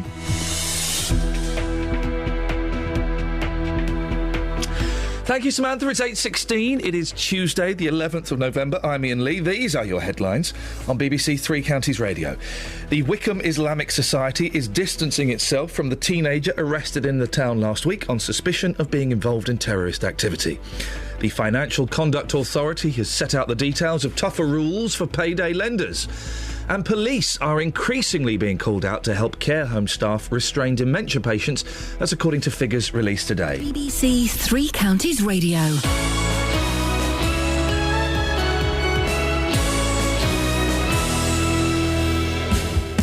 On FM, AM, online and digital radio. This is Iain Lee. On BBC Three Counties Radio. He's got the lurgy. Oh, I have. There's a lot of it going around. I've not had one of those good nights. Oh. You know what I mean? When you kind of wake up several times and you think, oh, where am I? Yeah. This is all a bit odd. Yeah. I had one of those odd nights. Oh, really? Yes. But I'm here. Well, okay. Battling on. Just. Struggling on in a cruel world. You look tired and old, I'll be honest. Oh, thanks a lot. Your eyes look puffy and yes. You look very grey. Yes, I felt better. But you know, that's the thing about us men. We don't go on about it, do we? You know, there is a theory. You know, people talk about man flu or men can't handle. Well, there is a theory that men feel colds worse than women feel them. And so that their moaning and their whinging is actually because a cold is a different experience for a man than it is for a woman. Right. So laugh it up, fuzzballs. I think how I would sum it up is normally when I'm healthy, I feel so good. Annoyingly good. I really do. I feel very healthy. I'm a healthy feeling person. Yeah. And then when I get a cold, it has a big effect on me because I feel very unwell. See, I never feel particularly healthy. Do you not? No. Oh. I'm a lethargic, tired, very grumpy man. I can't wait till I'm really old, because I'm going to be so miserable. Are you? Oh, I'm going to love it. I'm going to tell off kids at bus stops. I'm going to waggle my walking stick. It's going to be brilliant. Do you think when you're old, you'll end up in that home for old show business people where Norman Wisdom ended? Oh, I hope so. I think Richard O'Sullivan is there as well. Yeah, I'd love to. I'd love to. Would you like that? Yeah, it'd be fantastic. All the fun you'd have there. Although Norman Wisdom's passed on now, hasn't he? Yes. Okay, well, that's good. Don't be good. I just mean I don't mean that at all. It just, I mean, Norman Wisdom was annoying, wasn't it? I don't mean that. Like, I'll get so many complaints. I don't mean that. That was a slip of the tongue. Yeah. But he was annoying, wasn't he? I mean, he wasn't funny. Norman? Yeah, it wasn't funny. Oh, I'm not sure I want you to take me down this alley. Really? Norman Wisdom, he was of his time, wasn't he? I mean, he's not... Oh, look, listen to your BBC way of saying you don't think he was funny. No, but it's true. I mean, of his time. If you watch the Carry On films now... You know, they were you're never funny. Falling off your chair. No. But at the time, you know, they were boundary breaking, a little bit amusing, weren't they? Boundary breaking? What the they hell were. are you talking about? Lots of They were bra strap breaking. That was it. Boobies. I don't think I've ever heard you say the word boobies before. But that's what it was all about, really, wasn't it? Norman Wisdom, Carry On films, were they ever funny? No. 08459 455. But you've got very bizarre... You don't find Only Fools and Horses funny. No, I don't find it funny. It's awful. It's hilarious. The only bit that's funny is the man that calls the tall man Dave. I like that as an ongoing gag. What about crying? Oh, that was awful. Over you. It was signposted up from like the first minute of the show that was going to be the punchline. Oh, we dropped the wrong chandelier. Crying. It was hilarious. I didn't like it when they got wives. Oh. So that was in the... you watched quite a lot for someone who didn't find it very funny. There's nothing else on telly in the 80s, was there? Anyway. I see. What's on your show this morning, boss? Well, I know it's something you've been talking about as well this morning. It's the front page of today's Daily Mail. You Britons are just too lazy. Yep. The paper says that British firms are forced to hire foreign staff because workers here are not prepared to stand in a factory for 8 to 12 hours and find it easier to live on benefits. Sandwich maker Green Core Group, which supplies Marks & Spencer, Waitrose, Sainsbury's, Tesco and Asda, is seeking staff from Eastern Europe because it cannot find locals willing to do the work. Well, this morning from 9, here's my question to you. Is the Daily Mail right that British people are too lazy to do low-skilled jobs? It's their front page. Yeah. They're saying that British people are too lazy. Have they got it right? Yes. You think they have? Yeah. Yeah. Part B of that question would be why? Why are we so lazy? And I think that a lot of British people are lazy. Well, from 9, I'll see if you agree with Iain. 08459 455 555. Is the Daily Mail right that British people are too lazy to do low-skilled jobs? Three Counties Sport isn't just about hearing your team in action. Feels a famous victory here! What drama we've had! It's about the managers. You've got to make the most of your openings, and we perhaps haven't done that, and haven't done it so far this season, if I'm honest. The players. We know we need to be better. We're not being complacent. We'll find a solution that will get us playing how we was last season, how the fans expect us to be playing. And the fans. I'm getting seriously concerned we could end up back where we started. Every day, we bring you latest news on your local team. Wycombe Wanderers remain 5th in League 2 after a 0-0 draw with Bury. Stevenage lost 3-2 at home against York. Three Counties Sport, keeping you up to date with Luton, Watford, MK Dons, Stevenage and Wycombe every day of the week on BBC Three Counties Radio. We'll take your calls on that, because the front page is you Britons are just too lazy. I think we are. I kind of take that as read, that we are. Why are we so lazy? I don't like... listen, if I had the money, I would never work again. You know, I would never work again. I don't like... I'm lucky I do a job that I really enjoy, actually. But I don't like working. I like being at home, watching telly, playing Xbox, playing with my boys. If I had a proper job, I would go nuts. But my dad and my mum... instilled that kind of work ethic in me, and I got a Saturday job when I was 15, as soon as I could. Hated it. B-Jams. Was it B-Jams? Hated working in B-Jams, hated stacking shelves and filling the freezers, hated having to do the stock check in the freezer every Saturday. But I did it. I went and did it. I went and did 8 hours every Saturday and 3 hours every Friday night. Do you know what my Saturday jobs taught me? Go on. Have a laugh at work, for heaven's sake. Doesn't matter what you're doing. If you've got a mate at work, if you've got a couple of mates you can have a laugh with, you can get through anything. You got mates here? I'd love to meet them. They're out. But Yeah, I used to work in some pretty miserable kind of environments where the bosses didn't treat us very well, but we would always have a laugh. Yeah. They're my headphones. Oh, OK, fine. I'll stop playing with mine. And you get on with it. Do you know what? Sometimes you just got to get on with it. JBS is asking at 9, are the Britons too lazy? He's asking that question. I'm going to kind of, for the next 30 minutes, I'm going to take that as read that we are, unless you strongly disagree. I'm going to ask, why are we so lazy? Why are we so lazy? I think we all want to be famous now, don't we? Do you think... That's not a bad point. That's not a bad point. We're all over it. We're all above it. We're all secretly stars, but no one's noticed. So, well, is that a new phenomenon, though? Because we talk about the X Factor and the Britain's Got Talent. New faces, anybody? Do you know who I blame for my secret stardom? Go on. Fame. Oh, yeah, Leroy. When I was about 6, I was bought the Fame makeup set. What? Yeah. And well, Fame costs. And here's where you start paying. Yeah. In sweat. In sweat. I didn't get sweat. I got sweatbands and free leg warmers with it. I had leg warmers. Yeah. Yeah. Necessary. 08459 455 555. Your leg warmer stories, please. Across beds, hearts and bucks. This is Iain Lee. BBC Three Counties Radio. They're quite low. They're quite low already. How's that? OK, well, that's not doing anything. A bit busy doing a radio show. Now, big story we've been talking about all morning. It's being claimed that a lack of trained carers means police officers are increasingly being called out to help restrain dementia patients. The Health and Social Care Information Centre suggests that a significant proportion of staff are unable to cope with some patients' behaviour. Joined now by Jan Burt, whose husband was diagnosed with dementia 9 years ago. And this experience led you to begin campaigning in Hertfordshire, didn't it, Jan? What have you been campaigning for? I've been... Oh, hi, Ian. Morning. Sorry. That's all right. Morning. I've been campaigning for Admiral nurses. Now, what's an Admiral nurse? I've not heard of those. OK, they're specialist mental health nurses who look after the carer as well as the person who is diagnosed with dementia. Ah, that's interesting, because you're so right. So often the focus is on the person who is sick, but with dementia, with lots of other conditions as well, the person next door, the carer and the immediate family, they suffer a lot as well, don't they? Yes, they do. It affects their lives. A lot of friends don't know how to deal with the situation, so you tend to find out who your real friends are. Even family, they tend to be reticent to come forward and help because they just don't know how to. Do you mind sharing your husband's name? Victor. Victor. So when did you first notice changes in Victor?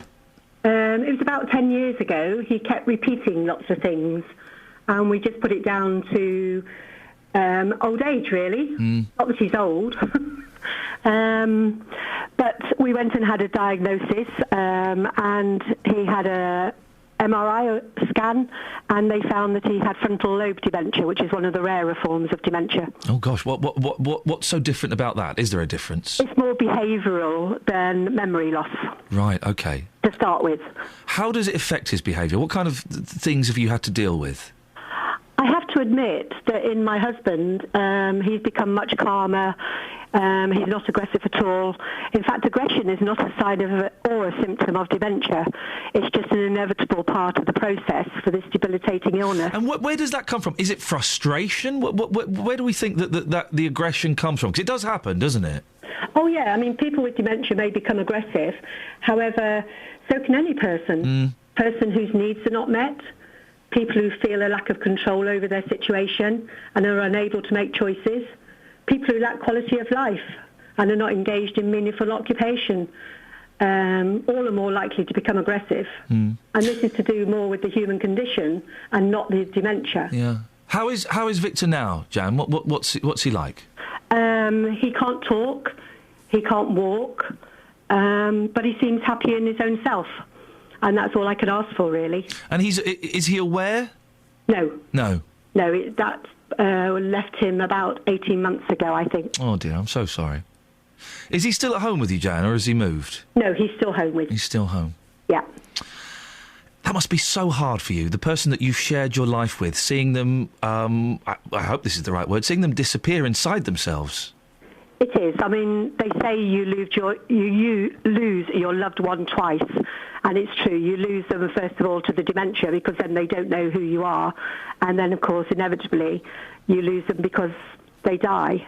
I saw it happen with my granddad, and it is just, that first time he didn't recognise me or even my mum. Oh, it's heartbreaking. How have the Admiral nurses helped you? To be fair, I've never had help from an Admiral nurse because we had a trial run in Stevenage, but because I live in Welling, I was part of getting that trial up and running. But because I lived in Welling, I didn't have access to the Admiral nurse, although I got to know her and, if I had any problems, I'd just chat them through with her. Oh, dear. So you're doing this pretty much on your own? Yes. Gosh. But then, as I say, my husband is quite manageable, whereas I belong to a support group and other people have more difficulties with their loved one with dementia as opposed to me. So I feel lucky in some respects. Jan, I really appreciate you sharing your story with us this morning. You've really given us a very personal insight into this condition. Oh, thank you. Well, thank you. We were talking about the police and all of that, which is the main, whether they should become involved at all. And I just think it's inappropriate. Due to lack of training for staff in the care home, they should not become a part of social services. Do you think that we... Sorry, you're right, we got completely sidetracked and talking about you and Victor. I'm so sorry. Where do you think that problem lies then? Is it lack of training for carers? Is it lack of funding?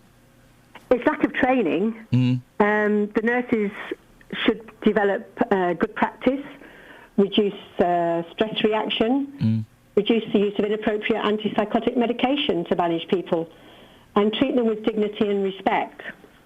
Dignity and respect, yes, and caring. I think those are the three key words in these situations. Of life and drive standards forward. Jan, what is... We're a little bit late for the travel, but I think they can wait. I'm just fascinated. What is your day with Victor? How does your day pan out? Get him up about... I've just had a hand operation, unfortunately. Oh, I've had a trapeziectomy. So I actually have carers who come and get him up about 11:30. Yeah. And because they're not allowed to lift because of health and safety Of course, yeah. he has to remain upstairs at the moment, whereas when I look after him, I bring him downstairs.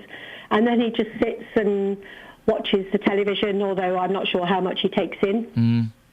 And then we put him back upstairs to bed again in the evening. But we still go out. We can't go out at the moment because I can't drive.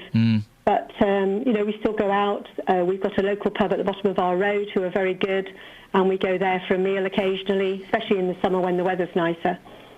And just carry on as normal a life as we can. That's all we can try and do. It's about seeing the person first and the dementia second. Jan, I've got to move on because we're already late for the travel and the news, but I really appreciate you sharing yours and Victor's story. I'm sure that will have touched a lot of people. 08459 455 555. Let's get the travel. Travel news for beds, cards and bugs. BBC Three Counties Radio. We're just hearing that the Amersham Road in Amersham is partially blocked because of an accident that's involving two vehicles at Cokes Lane. In Kempston, the Bedford Southern Bypass is blocked, reported to be blocked near the Marshalleys roundabout. And looking at the motorways, the A1M southbound's busy between junction 8 for Hitchin and 7 for Stevenage. Also, the M25 anti-clockwise is slow between junction 20 for Kings Langley and 16 for the M40. And on the M40 northbound, it's very slow from the Denham roundabout coming off towards the M25. Having a look at the trains, there's no reports of any problems at the moment. Samantha Ruff, BBC Three Counties Radio. Across beds, hearts and bugs. This is BBC Three Counties Radio.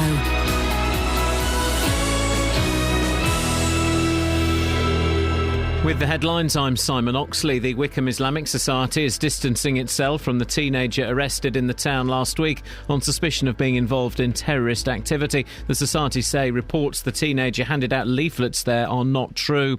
The Financial Conduct Authority has set out the details of tougher rules for payday lenders. Daily interest rates are to be capped at 0.8% and no borrower will ever pay back more than twice what they borrowed. And tributes will be paid today to the British servicemen and women who've died in conflict since the start of the First World War. A silence will be observed by millions of people at 11 o'clock.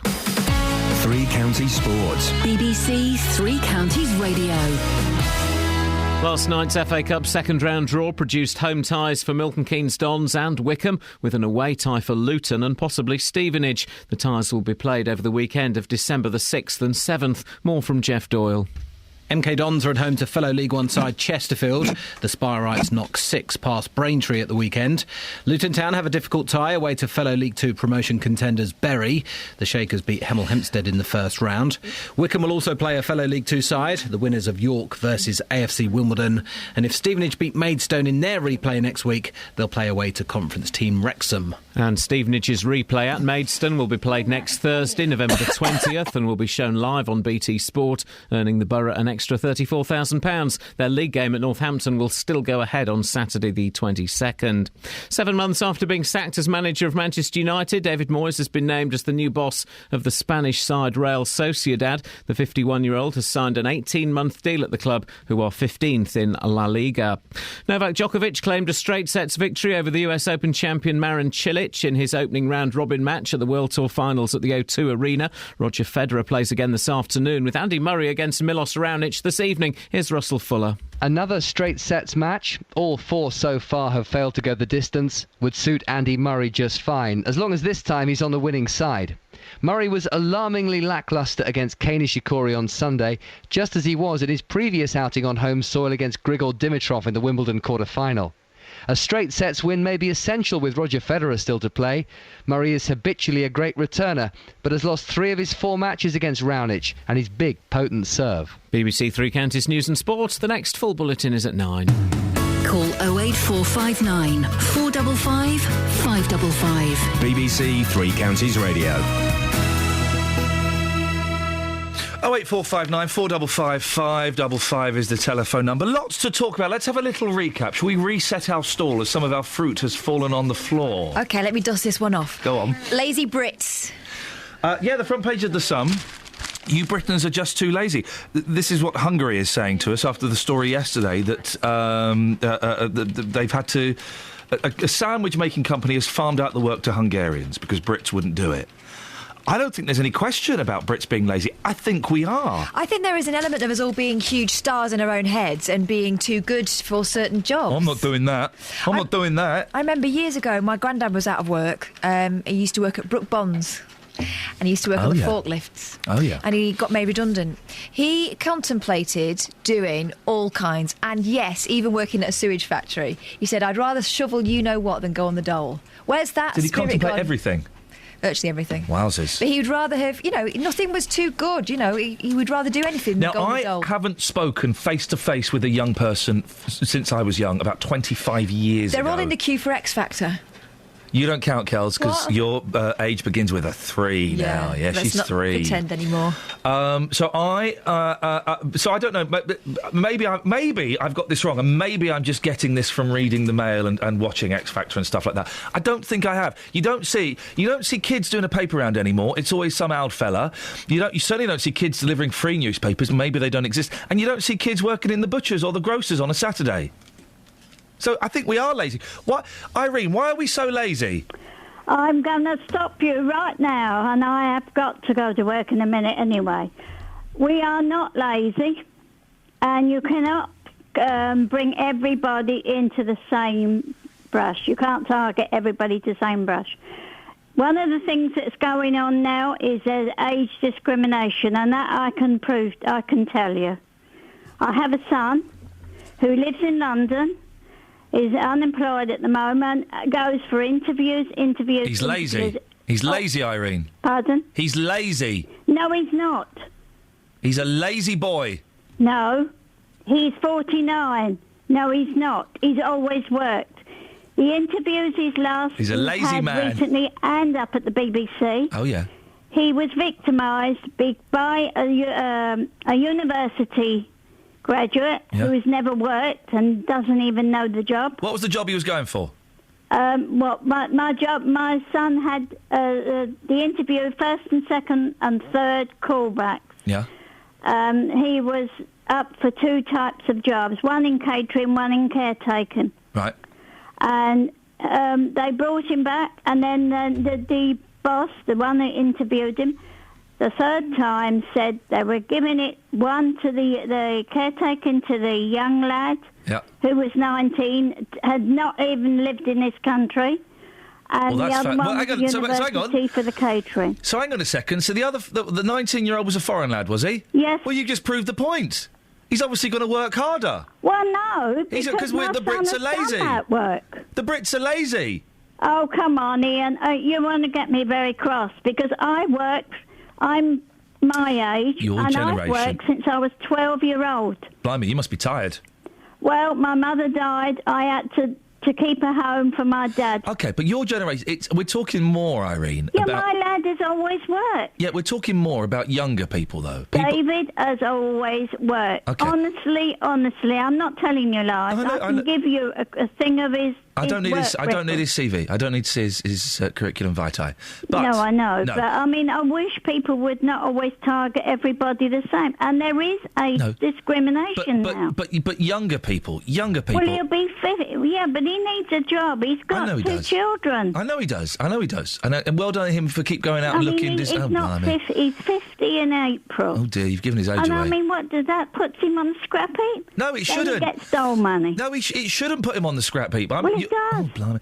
Yeah, I know, it shouldn't, but we're not talking about age discrimination. We're talking about... I know. Well, you people don't even know that goes on, and they don't want to know. I know it goes on.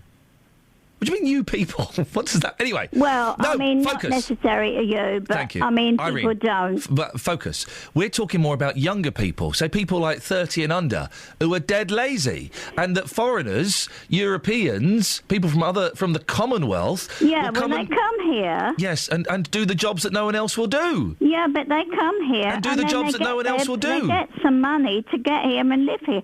People that haven't got a job, they don't do that. You do get, young ones that don't want to work. I know that. I'm quite aware of that. Good luck, Do you know what? I've just had an idea. Oh, yeah? I think I know why. I think I know why the young people are too good for packing sandwiches. Go on. We're all intellectual giants these days. Anybody can pack a sandwich. Well, I know, but they all think they're too good for it, Irene, because they've all been to university. I've been in catering, I've been in nursing, I did night nurse, and I've done loads of voluntary and other jobs, and worked for a racing driver. We're not... Always worked. Which racing driver did you work for?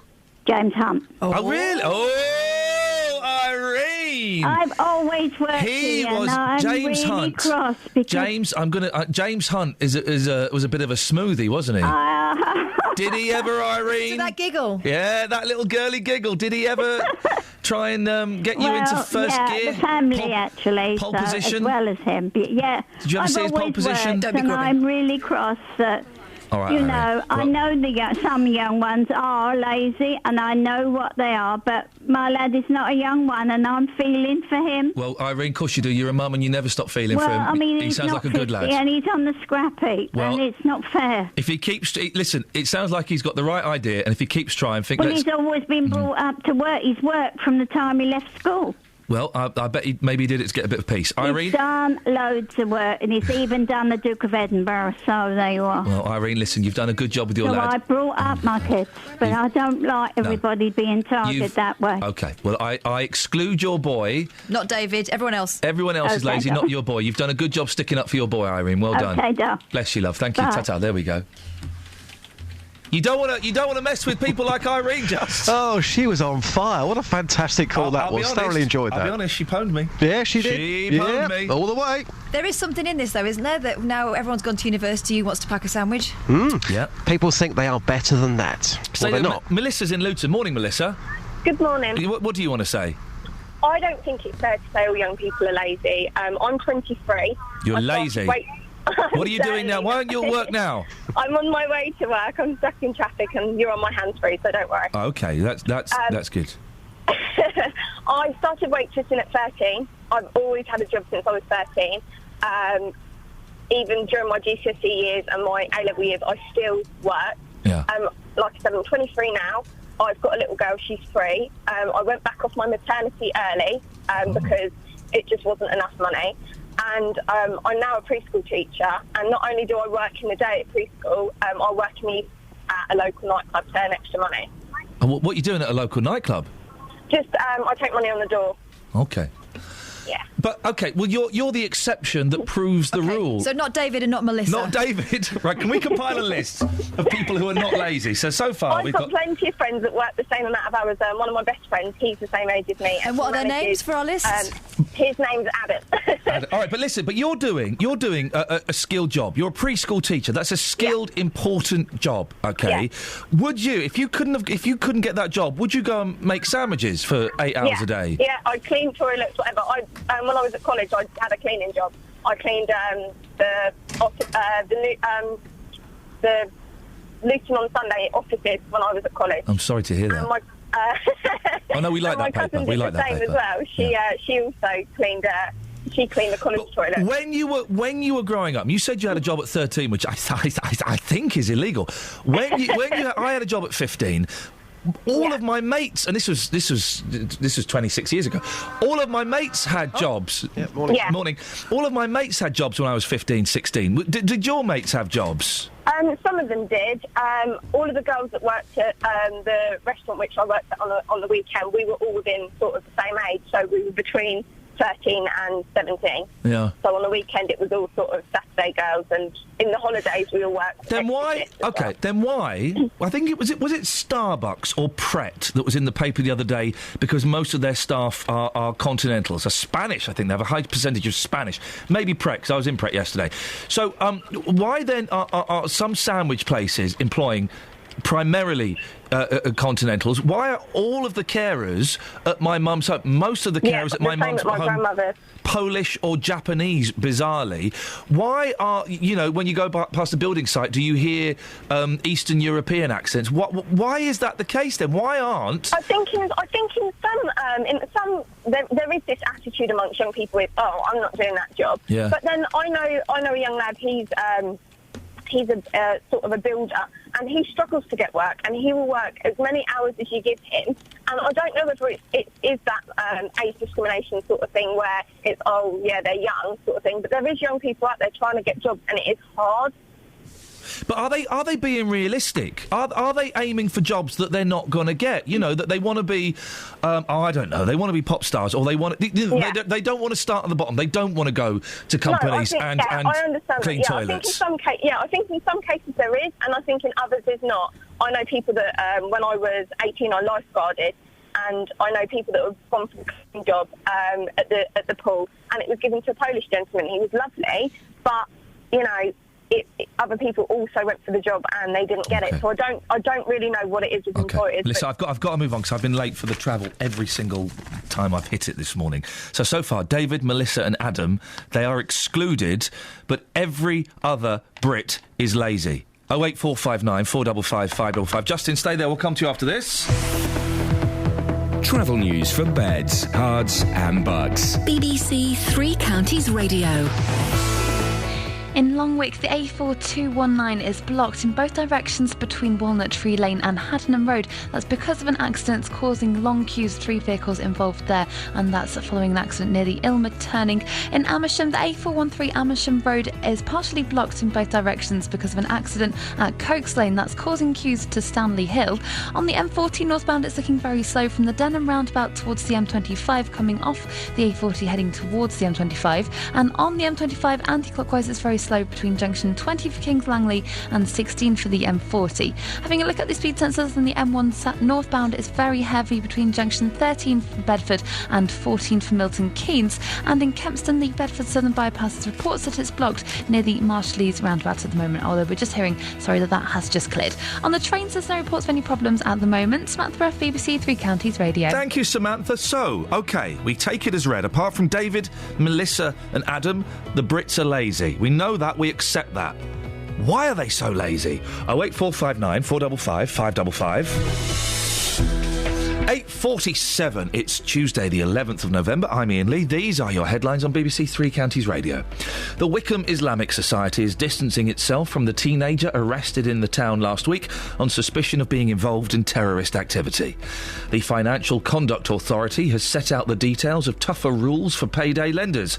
And tributes will be paid today to the British servicemen and women who've died in conflict since the start of the First World War. Coming up, we'll speak to Justin Dealey. We'll find out what people on the streets have said, and we may even speak to you. But before that, let's get the weather. Here's Georgina. Beds, Hearts and Bucks weather. BBC Three Counties Radio. Hello there. Well, for some of us, it's a brighter start than for others where there's more cloud around, and cloud does build elsewhere anyway. Basically, the further east you are, the less there will be to start off the day. We've got rain coming in later on. That's going to be fairly patchy and light for the most part. There may just be a couple of heavy bursts within it, with southeasterly winds. It's a little bit breezy with highs of 13 degrees Celsius. And a cloudy night follows. The rain continues with lows of 10 degrees, so very mild. Tomorrow, a cloudy start to the day. Still some of that showery rain around. However, come the afternoon, the cloud does break up. It dries up as well, and we should see some sunny spells developing with highs of 13 degrees Celsius. Still fairly breezy, but the winds should be lighter. On Thursday, it is looking drier. There'll be varying amounts of cloud, though, but it's much wetter for Friday and Saturday. That's your latest forecast. Give it to me, Coffer. Every weekday from 12, Nick Coffer brings you the wickedly funny Anne on Strictly Come Dancing. Do you know who the real Anne is? Great guests. Yes, the real Anne is an amalgam of all these things. We're all multifaceted. Jasper Carrot's career spans 5 decades. And then you had to wear a bow tie and you had to do jokes about silly Irishmen and mother-in-laws. John Cleese is eating his microphone, aren't you, John Cleese? Great music. Ow! In fact, I don't even think it had the horn part then. Great conversations. I always have said throughout my career, you get me on board, I'll give you 100%. Have you still got it, Billy Ocean? Well, the audience seems to think I have. Nick Coffer, weekdays from 12 on BBC Three Counties Radio. OK, so Brits are lazy. I'm kind of taking... Oh, sorry, am I just... Talking about Diane von Furstenberg. Who? Diane von Furstenberg. Oh, the lead singer from that band? No, the creator of the wrap dress. And I mean a round dress rather than a hey dudes. Hey, Justin. Rap, yo. Rap is good for you. Absolutely, of course it is. Where did I see that story? Hang on a second. Don't... Yo. Ian Lee flying like a bee. That's a bit offensive. Speaking of rap, it's not technically a rap story, but... did you see who got arrested yesterday? Who? On an aeroplane? Yes, she's not a rapper. No, I know, she's a musician.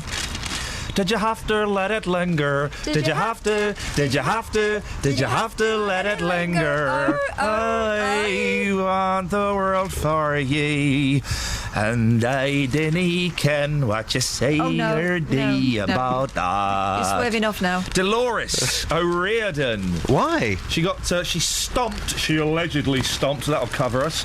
She allegedly stomped on an air stewardess's foot.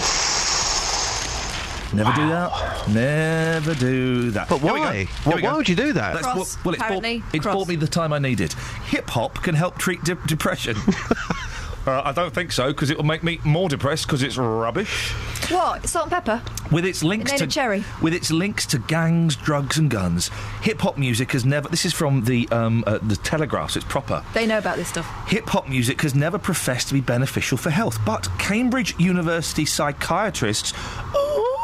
still haven't got a higher register, believe that hip-hop therapy could help people with depression. I think it can help. Would you like to hear why I think that? Let's listen to what the experts say, then let's get your completely off-the-wall thoughts. In an article in The Lancet, the team claims that lyrics that speak of overcoming hardships offer a refuge for the desperate, and that rapping about problems acts as an emotional outlet. Quotes, Dr. Akeem Sewell.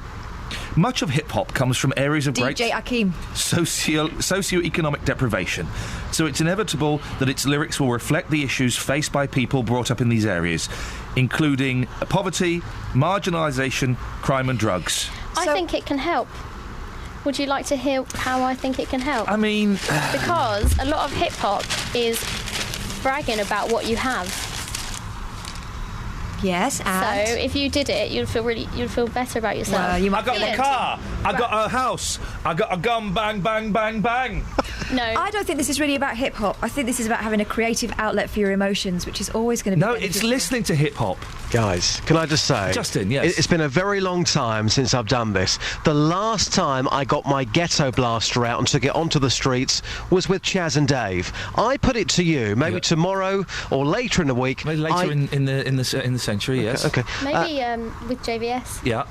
I go onto the streets with my ghetto blaster, playing hip-hop music, and I shall get the thoughts of people on the street whether it makes them feel happier. How about that? Sounds like a Wednesday wand-off. A Wednesday wand-off, we'll call that. Let's do it. Okay. Why not? Beautiful, we'll do it tomorrow. Yeah, but excellent. today, Justin, what have you done today? Well, you've been talking about lazy British workers on the front page of the Mail this morning. Yeah. A few weeks ago, I found this fascinating. I spoke to foreign workers and I asked them whether they thought British workers were lazy. Every single one of them said yes, and they were shocked at just how lazy the workers were. Well, this morning I've been in Biggleswade. I've been asking employers about whether the Brits are lazy. Again, some very interesting views coming up here. Here's what people had to say. Now, Colin, you're up bright and early. You're working on the market. In your experience of employing people, are people out there just too lazy? Yes, in my opinion, they are too lazy. But then they make it too easy for them to not work, don't they? The government make it too easy for not working. So what's happened then? So if you've employed people, what sort of things have you experienced here? Well, in terms of nobody wants to get up at the crack of dawn, early hours of the morning, in the winter time, freezing cold weather. They're just not interested in that. There's a lot easier ways of probably earning their money other than doing this job. Being out in this sort of weathers. So. And what about foreigners? What would you say that, again, in your experience, that they work a lot harder than British people? Or is that just a stereotype which is wrong? No, I think they do work a lot harder because the value for money is a lot different in this country as it is in their country. So obviously, pound for pound, they're getting better value for money. If they work harder, they get better value than what if they were working hard in their own country. Because I could be wrong here, but just lastly, if you had the chance to employ a British worker or a foreign worker, yeah. I'm convinced you want to employ locally, yes. But in terms of value for money, you'd probably employ the foreigner, wouldn't you? Not necessarily, no. I'd probably employ the British worker because I'm a British person and I believe in British is best. So I'd employ the British person, provided they wanted to work. But they're not, though, in your experience. They lasted, 2 or 3 weeks, some of them? Yeah, that's the problem. Yeah, because of the nature of the business or because it's an outdoor job, they don't want to do an outdoor job. And like I say, there's easier ways of earning a living other than doing what we do. Now, sir, you are up bright and early again this morning. You employ people. What's your experience of British workers? Quite simply, are they lazy? No, but it does depend on the generation. I've got a generation of grafters in that are probably my parents' age. I've also got a new generation coming up at the moment, and it does seem to be a 50-50 split. I've got lads and girls that come in to do our evening shifts for us. Some of us are absolutely hard grafting from 6 till 10, and others we have to keep reinforcing the fact that they need to be working to get stuff done. So there does seem to be between So what you're saying is that the older generation, they work hard, the younger generation can't be bothered? Some of the younger generation can't. Some of the younger generation honestly come in and sometimes it feels like we owe them a favour rather than them coming to work for us. But it is a definite 50-50 split between the guys that I've got in at the moment. Justin, excellent stuff. Thank you for that. Do you remember ages ago, Catherine? You probably don't, because you don't always pay attention. We did a story about it was like a scheme in a small town or a village where all the local businesses were getting together and kind of giving work experience with the potential of jobs to young people. And they said we had loads of the companies on, and they said that loads of British young people, haven't bothered turning up. They'd kind of got their names down and then they just didn't turn up, or they were playing on their mobile phones. So even though it was an inn, it was a surefire inn, they still didn't turn up. Yeah. Oh, they couldn't turn their mobile phone off when they're doing a job. We've had loads of CVs in here in text speak. I mean, that's not trying very hard, is it? It would be great to work for you. Well, it worked, Kelly. It did. Got me a job. Well done. Speaking of lazy people, it's Matt in Luton. Hello, Ian. Matt, you're never at work. I've done my bit, Ian. Yeah, all right. You sat nice and comfortably, Matt. Yes, I'm a bit placid today. Oh, I was listening to that lady who was on about her husband with dementia. That was Jan talking about her husband Victor, who had dementia. Wasn't it a sad story? Well, it was, and it brought it all back to me, Ian. Yeah. But Margaret, she's been gone 10 months now. Oh, it's 10 months, gosh. Yeah, 10 months flown by, isn't it? Gosh. But the thing and I loved the way she spoke about him. She had so much respect for him. Yeah. still has. He's she's still alive. She's still in love with him. Still in love with him. And it's the little things, Ian, that she was saying about people. They just don't seem to want to know you. Yeah. And she's so right, and it's very sad. I still go to the home where Margaret was, and I go really to see the people in there. I know quite a few patients, but to see the staff, what pressure they're under, 12 hours a day. The pressure they're under, and it's unbelievable. And that's what it all stems down from. Taking the pressure off of the staff. We both know this, Matt, and you know that I believe. It's a rotten job. It's a rotten job, and we need more people doing that. Matt, I'm really sorry. But I said to her, the thing I've just got to say to her is she's got to, being he's at home, she's got to go back to when he was fully fit, and the little things they used to say to each other, and music. Songs that they used to sing to the kids, that's a great remedy. Matt, listen, I've got to end it there. These are all cracking suggestions. I really appreciate your call. And, 10 months since we lost Margaret. Hey, blimey. Travel news for beds, cards and bugs. BBC Three Counties Radio. In Longwick, Tame Road is blocked in both directions between Walnut Tree Lane and Haddenham Road. That's because of an accident involving 3 vehicles there. In Amersham, the Amersham Road is partially blocked in both directions because of an accident involving 2 vehicles at Cokes Lane. That's causing some queues to Stanley Hill at the moment. In Marlow, the A404 northbound's very heavy between the Marlow Junction and the M40 Junction 4 for the High Wycombe Handy Cross roundabout. Look at the M14 northbound, it's slow between the Denham roundabout towards the M25. In Watford, Exchange Road is very heavy around Upton Road, and there's no reports of any problems on the trains. Samantha Bruff, BBC Three Counties Radio. Samantha, you've been dead patient. I've cut you short pretty much every time. I shall not do that tomorrow. Thank you, Catherine. Thank you, Kelly. Thank you, Just. Well done, Scoins. We're back tomorrow at 6. Until then, ta-ta. Local and vocal across beds, hearts and bucks. This is BBC Three Counties Radio. Thank you, Ian. Good morning. Welcome to the JVS show. I'm Jonathan Vernon-Smith. It's Tuesday. It's 9 o'clock, and on today's Big Phone In, is the Daily Mail right that British people are too